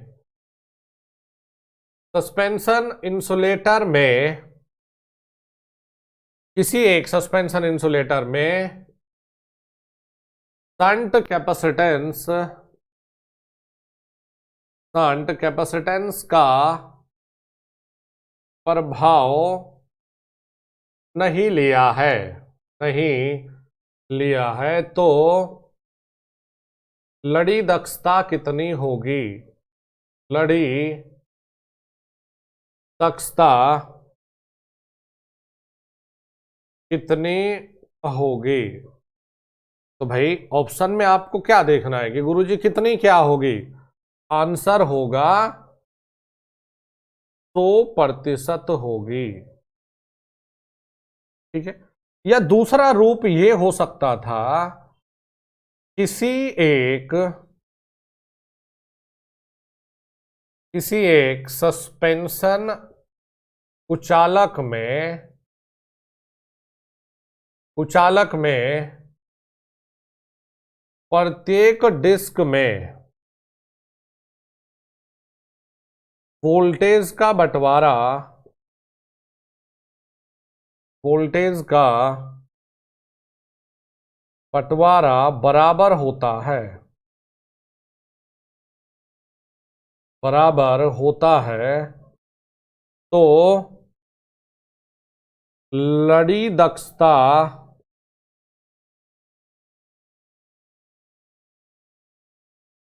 कितनी होगी? तो वोल्टेज का बंटवारा अगर होगा बराबर, तो आंसर भी आपको 100% देना है।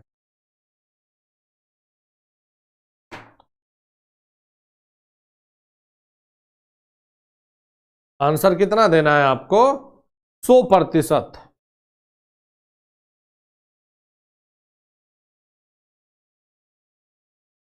बताइए बेटा, ये पॉइंट क्लियर हुआ?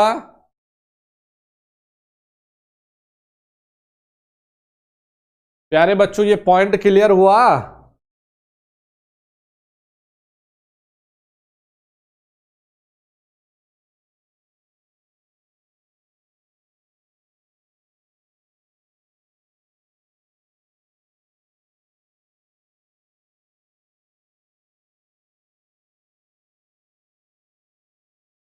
आंसर दोनों सवाल का इस तरह से आपको करना था।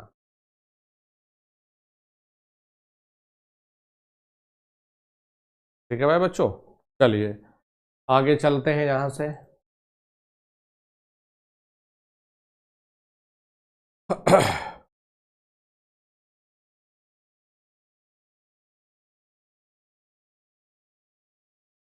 लिख लो इसे।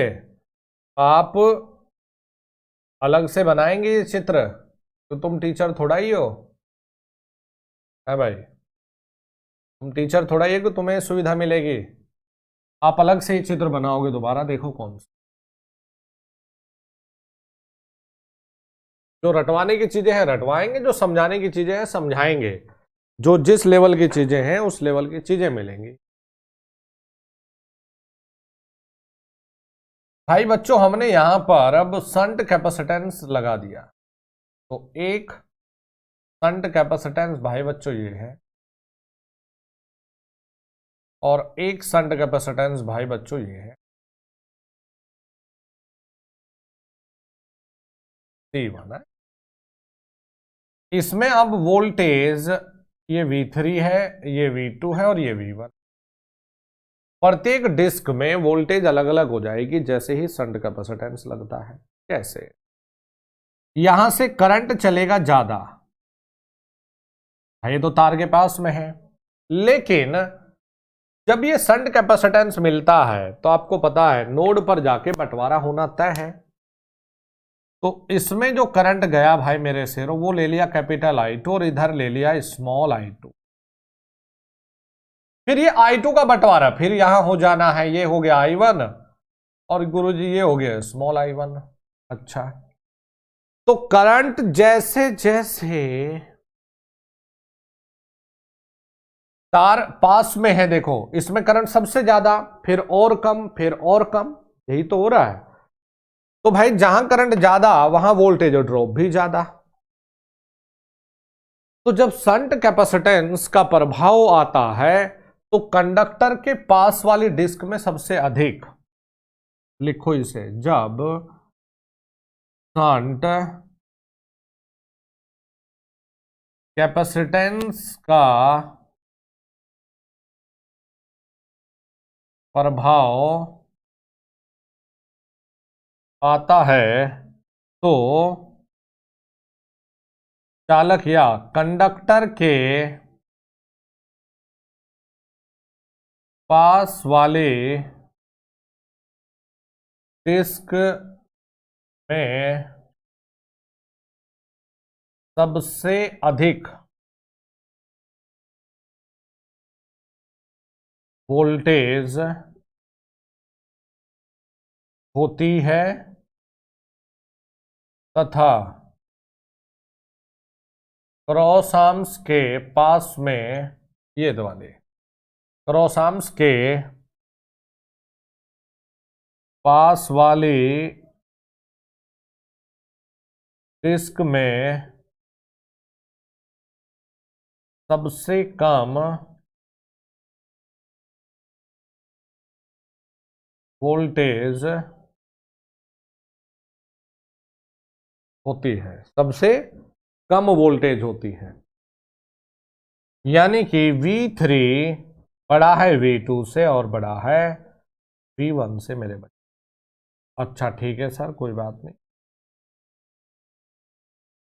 तो यहां पर हमने क्या रखा है, के का मतलब है शंट कैपेसिटेंस बटे में, ये कैपेसिटेंस रेशियो है भाई, के का मतलब है शंट कैपेसिटेंस बटे में होता है कैपेसिटेंस, यानी के का मतलब है C1 बटे C। इसका मतलब है कि शंट कैपेसिटेंस के गुणा है सेल्फ कैपेसिटेंस, ये हमने मान लिया, ये हमने मान लिया। ये है यहां पर पॉइंट ए, नोड ए, यहां पर है नोड बी।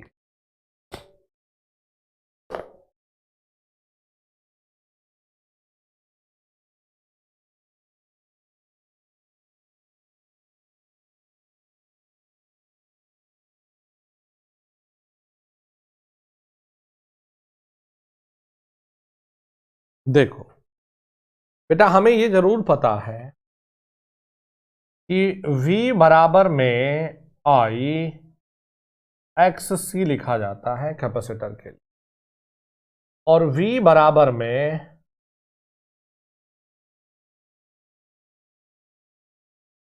या ऐसा देख लो कि I बराबर में V अपॉन एक्स सी लिखा जाता है। तो I बराबर V बटे एक्स सी, जो हमारी कैपेसिटिव धारिता, ये कैपेसिटिव रिएक्टेंस से जो एक्स सी का मान होता है 1 बटे ओमेगा सी। तो आप लिख सकते हो V ओमेगा सी मेरे बटे। तो I का मान कैपेसिटेंस के लिए आप इस फॉर्म में लिख, कोई नया नहीं है, ओम का नियम है, I बराबर V बटे एक्स सी। एक्स सी का मान आपने रख दिया 1 अपॉन ओमेगा सी। भाई दो चीजें होती है, एक एक्सी बराबर एक होता है 1 बटे ओमेगा सी, इकाई ओम है, एक एक्सएल भी होता है जिसका फॉर्मूला है ओमेगा एल, यूनिट ओम है। ओमेगा इसमें कहलाती है कोणीय आवृत्ति रेडियन पर सेकंड में। चलो लिख भी दो यार, ओमेगा है कोणीय आवृत्ति, यूनिट है रेडियन पर सेकेंड। तो आपने बड़ा क्लियरली ये लिखा कि गुरुजी ऐसा करते हैं कि नोड ए पर केसीएल लगाने पर, नोड ए पर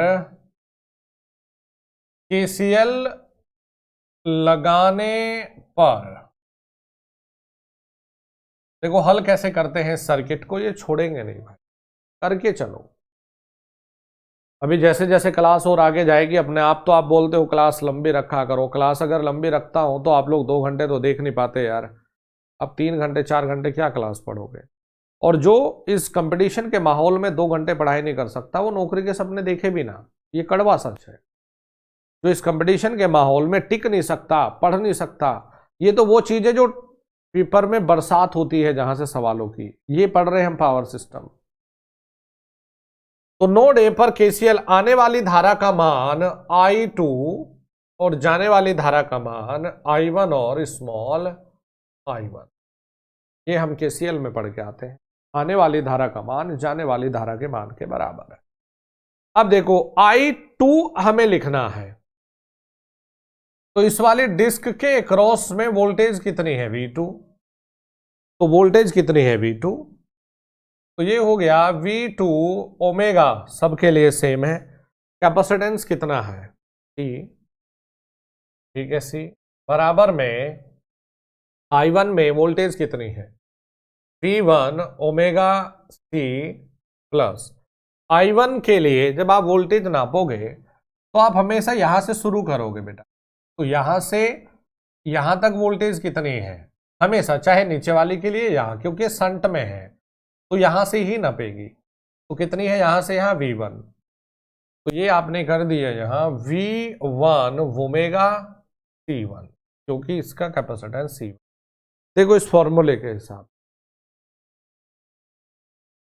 भाई बच्चों ये V2 ओमेगा C बराबर में V1 ओमेगा C प्लस में V1 ओमेगा, भाई C1 का बच्चों मान क्या है, आपने कहा गुरुजी के, और मैं जो लिखाना चाह रहा हूं ना आपको वो मुझे याद है, लेकिन मैं डायरेक्ट नहीं चाहता, मैं इसके साथ में बहुत सारे मुद्दों पर बात करूंगा।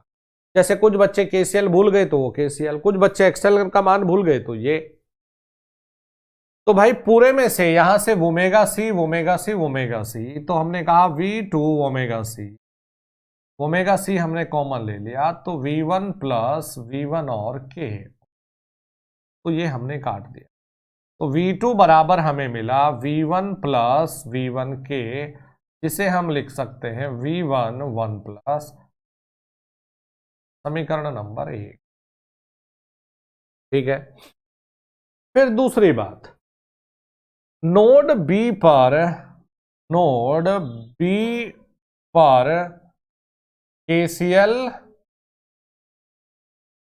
लगाने पर, नोड बी पर केसीएल लगाने पर,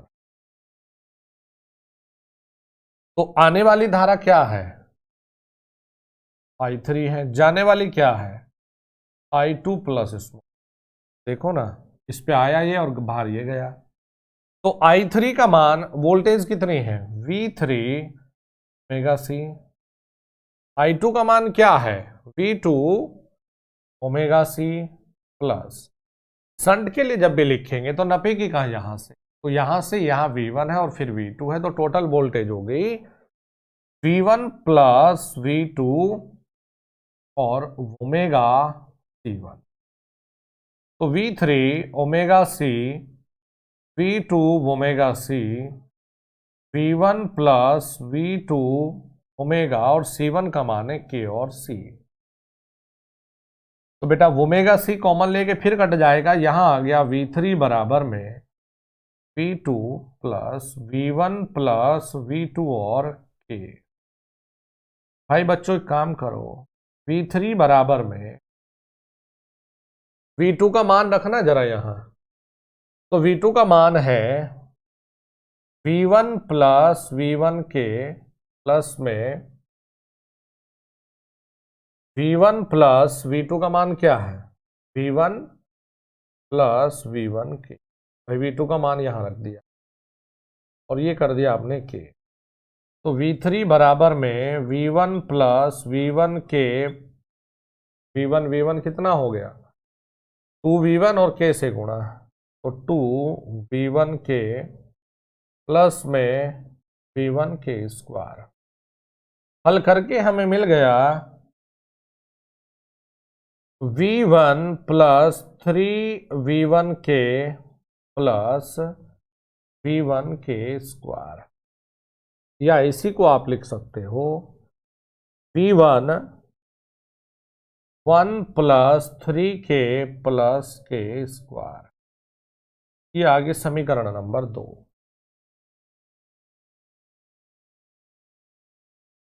आपने कुछ अलग नहीं किया, इनकमिंग बराबर आउटगोइंग। अच्छा जी, ठीक है सर, लेकिन एक बात को जरा ध्यान से समझने की आवश्यकता है।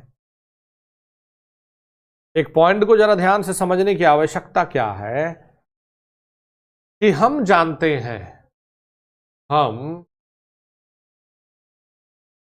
हैं कि V बराबर में V1 plus V2 plus V3। तो V बराबर में V1 प्लस V2 का मान रखिए, V2 का मान है V1 प्लस V1 के प्लस V3 का मान रखिए, V3 का मान है V1 प्लस 3V1 के प्लस में V1 के स्क्वायर। अच्छा जी,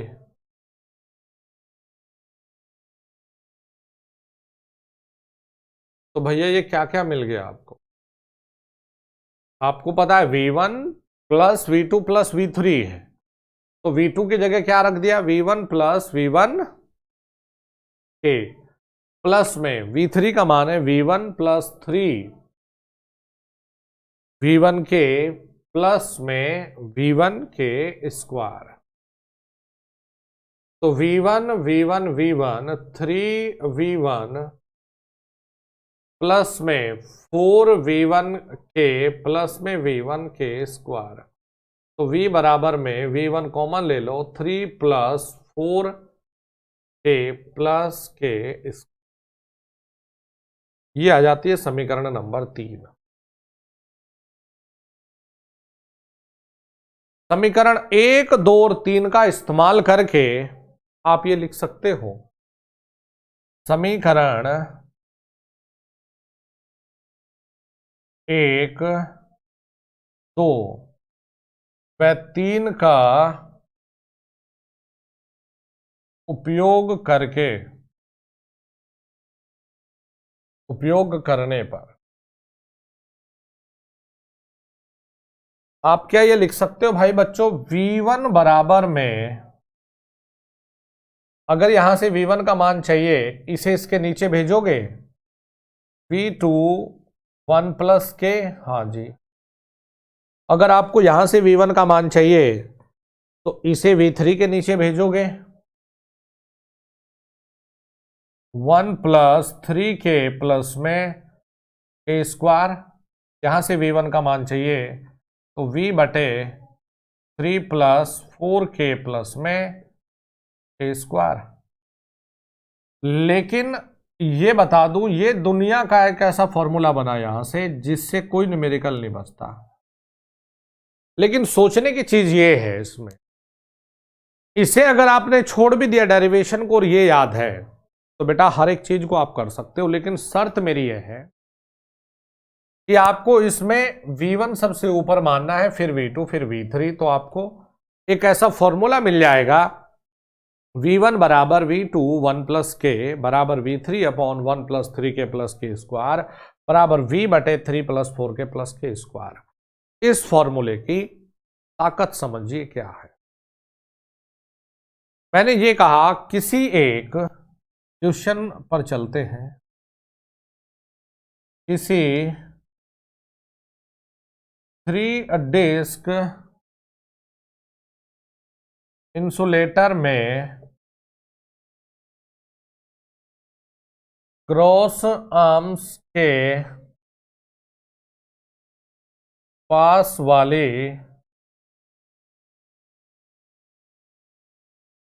वाले डिस्क में, चलो 8 kV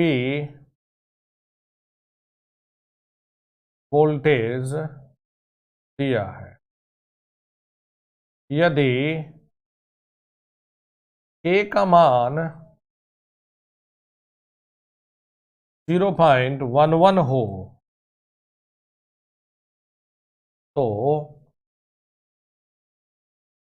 K का मान 0.11 हो तो डिस्क में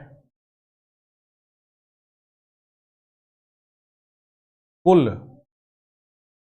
या कहें कि तो लड़ी के अक्रॉस कुल कितनी वोल्टेज होगी। अगर ये है, सोचना भाई कि गुरुजी क्रॉस आर्म्स के पास वाली का मान यानी V1 का मान तो 8 किलो वोल्ट है भाई। बच्चों K का मान 0.11 दे दिया, तुम्हें V का मान पूछ रहा है। तो जब ये सब बराबर है, जो भी आपको चाहिए इसके बराबर ये लगा दो ना, तो क्या मिला, V बराबर में 3 + 4K + K² और V1। जरा हल कर दो इसे। 3 + 4 गुणा 0.11 + 0.11 का स्क्वायर गुणा 8, तो इस फॉर्मूले की ताकत।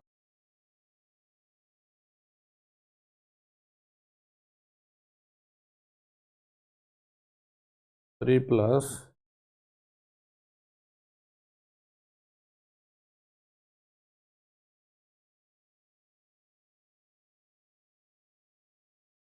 27.61 आया। 27.61 जो आपको चाहिए वो मिलेगा बेटा इस फॉर्मूले में। तो ये किसका एनालिसिस हमने किया, 3 डिस्क वाले इंसुलेटर का एनालिसिस हमने किया।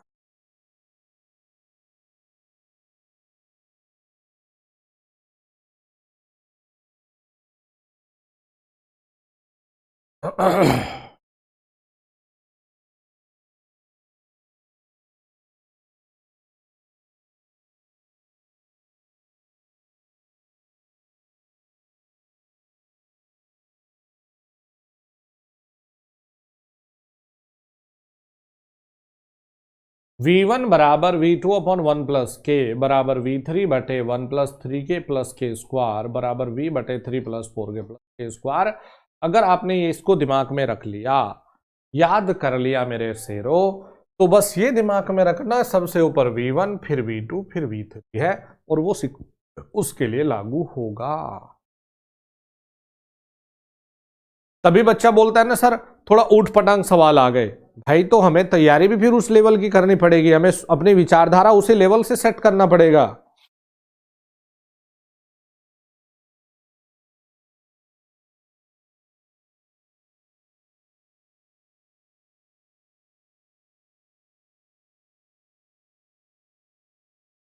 अच्छा 3 डिस्क से ज्यादा देगा ये? आज तक गेट के पेपर में नहीं पूछा, ईएस के पेपर में नहीं पूछा। लगाने को 4 लगा लो, लेकिन 4 के लिए एक्सप्रेशन और ज्यादा बड़ा हो जाएगा, जिसको याद रखना तुम लोगों के लिए बहुत मुश्किल होगा।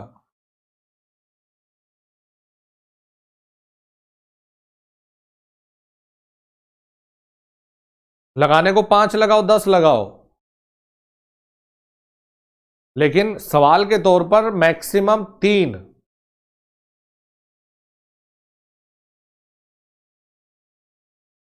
2 या 3 लगाने को, तो ये तुम 20-20 30-30 भी लगाते हो भाई।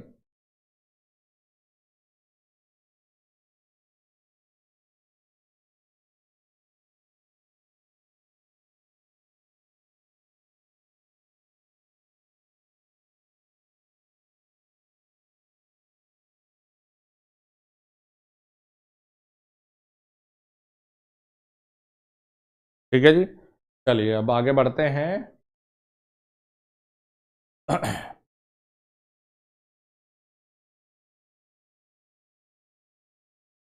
आगे चलते हैं भाई बच्चों।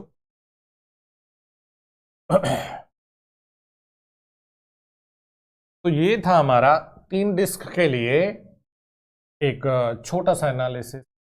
इसमें हमें V1 बराबर में V2 अपॉन 1 प्लस के बराबर V3 upon 1 plus 3k plus के स्क्वायर बराबर V बटे 3 प्लस 4k प्लस के स्क्वायर को दिमाग में रखना है। चाहे कितने हाई लेवल का सवाल आ जाए, आप लोगों से नहीं बचेगा। ठीक है, चलिए आगे बढ़ते हैं। अब 2 डिस्क का एनालिसिस कैसे किया जाए गुरुजी, तो हम इसका इलाज भी करेंगे कि 2 डिस्क का एनालिसिस बेटा आप कैसे करोगे, कैसे उड़ाओगे 2 डिस्क वाले को।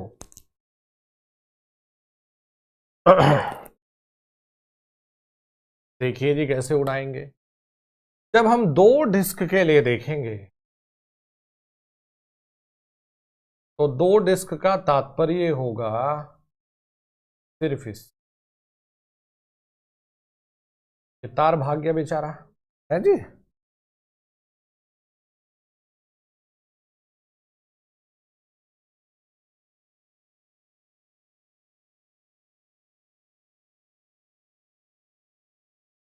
तो बेटा टोटल जो वोल्टेज है, कुल वोल्टेज, वो पहले की तरह V दी है। ये यहां पर संट कैपेसिटेंस C1 दे दिया। ऊपर पर अभी भी वही है, V1 है और फिर क्या है, V2 है। प्यारे बच्चों, यहां पर अभी भी वो सेम कहानी वही है, K बराबर C1 बटे।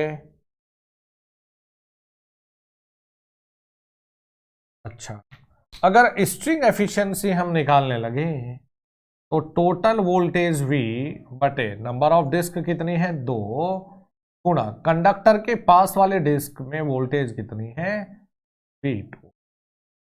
हाँ जी ठीक।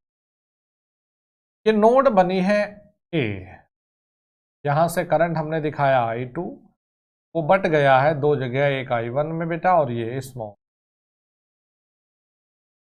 चलिए प्यारे बच्चों, हमने कहा नोड A पर,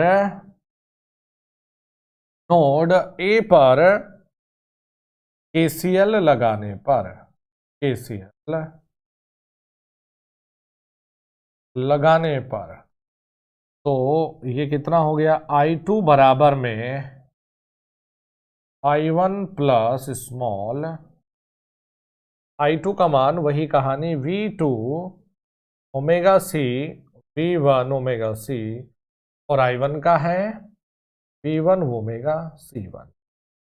तो V2 omega C V1 omega C plus V1 omega C1 का मान बेटा वही पुराना K और, क्या हो गया, K और C। तो ओमेगा C से ओमेगा C, ओमेगा और C, तो V2 बराबर में V1 प्लस V1 के, V1 को कॉमन लेंगे तो 1 प्लस K। ये है समीकरण नंबर 1। अब बेटा आपको ये भी पता है टोटल वोल्टेज V बराबर में V1 प्लस V2। अरे टोटल वोल्टेज V बराबर V1 प्लस V2। अच्छा जी, तो V1 प्लस V2 का मान क्या है, ये रहा V2 का मान कितना, V1 प्लस में V1 के, तो V1 बराबर 2V1 प्लस V1 और K, ओ सॉरी V बराबर, तो V बराबर में V1 को कॉमन ले लो तो क्या मिला, 2 प्लस K, समीकरण नंबर 2। समीकरण नंबर 2। तो 1 वह समीकरण, 1 वह 2 का उपयोग करने पर बेटा V1 बराबर में, इसे नीचे भेज दोगे तो V2 बटे 1 + k हो गया बराबर v बटे v1 बराबर लिखना है, इसे नीचे भेज दो।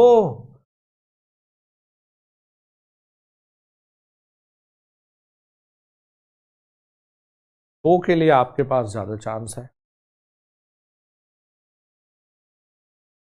v1 बराबर v2 अपॉन 1 + k बराबर v बटे 2 + k।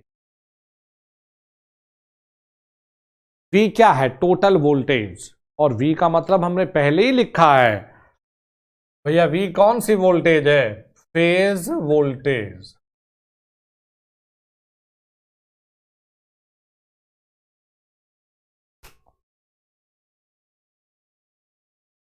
चलिए आपको एक बात बताऊंगा कि ट्रांसमिशन लाइन को जो हम लोग लेते हैं ना, ट्रांसमिशन लाइन, देखो ट्रांसमिशन लाइन हमेशा 3 अलग अलग तार ऐसे होते हैं।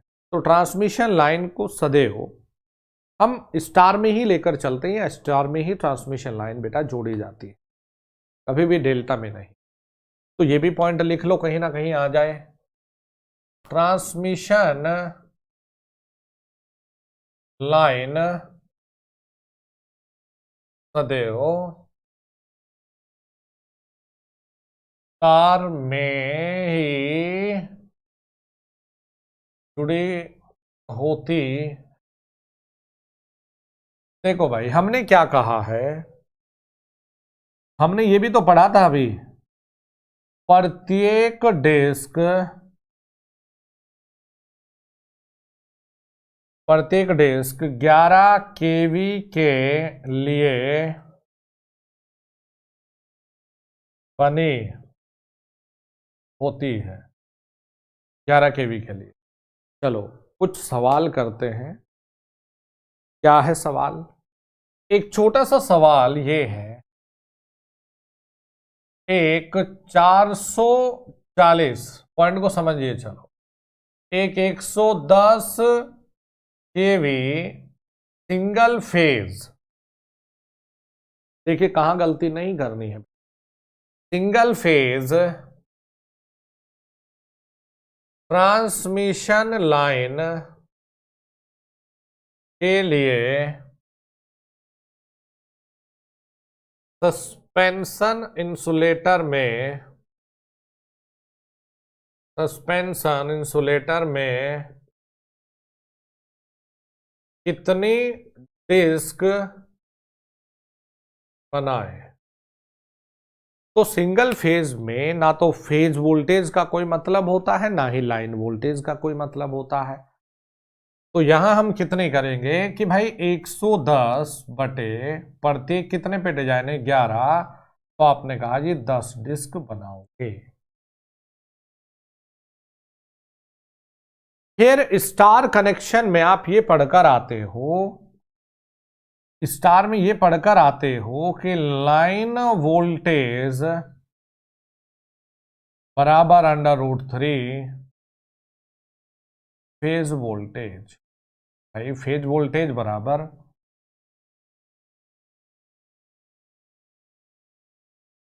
लाइन वोल्टेज, लाइन वोल्टेज बटे √3। तो अगर आपको यही सवाल ये दिया गया होता कि एक 110 kV 3 फेज ट्रांसमिशन लाइन के लिए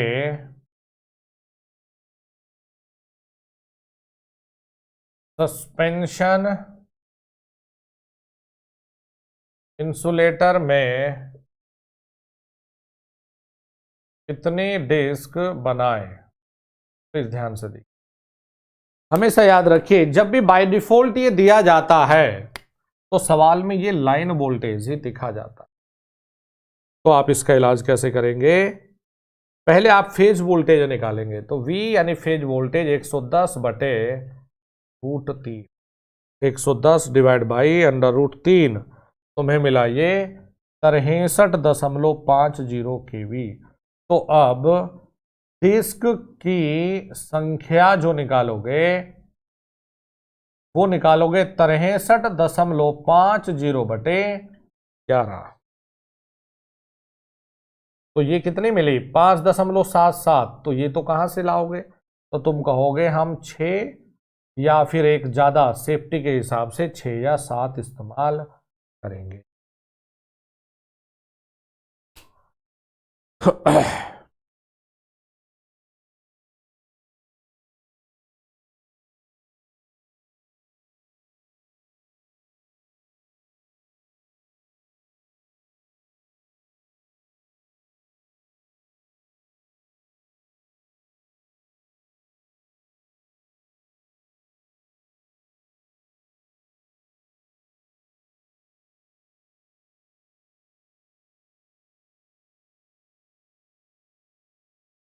समझ में आया अंतर क्या है? 3 फेज में वोल्टेज बाय डिफॉल्ट सदैव लाइन वोल्टेज लिखी जाती है, तो इसे पहले किस में बदल लेना। अगर 3 फेज लिखेगा बेटा लाइन से, उसके बाद ही 11 से भाग। तो मैं एक छोटे छोटे अंतर भी तुम्हें बताकर चल रहा हूं।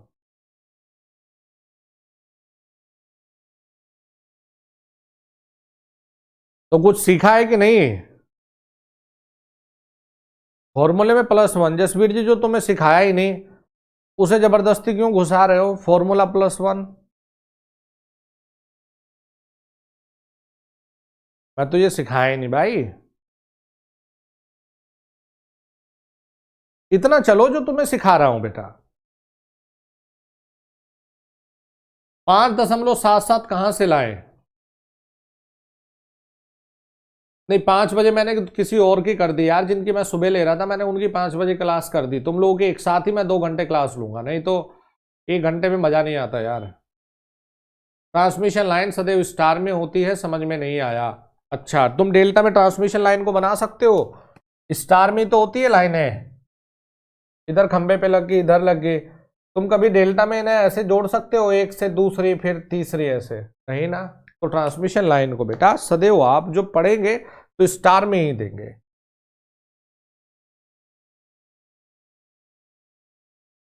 भाई जसबीर जी मुझे नहीं पता ना कि किस मास्टर की तुम किताब पढ़ रहे हो भाई, हमने जो लिखाया उसको पढ़ो, बात खत्म करो। 5.77 है तो कहां से लाओगे? यही बनेगी तो सुरक्षा की दृष्टि से एक फालतू ले लो। चलिए जी बहुत बहुत धन्यवाद। तो सुबह ही अपना 2 घंटे का आपके लिए रिजर्व कर दिया गया है पावर सिस्टम। सभी लोग अपना अवश्य उपस्थित रहे इस क्लास में, बहुत कुछ सीखने को मिलेगा, बहुत मजा आएगा। नई से नए सवाल, नए से नए न्यूमेरिकल आपके सामने आते रहेंगे। बहुत बहुत धन्यवाद।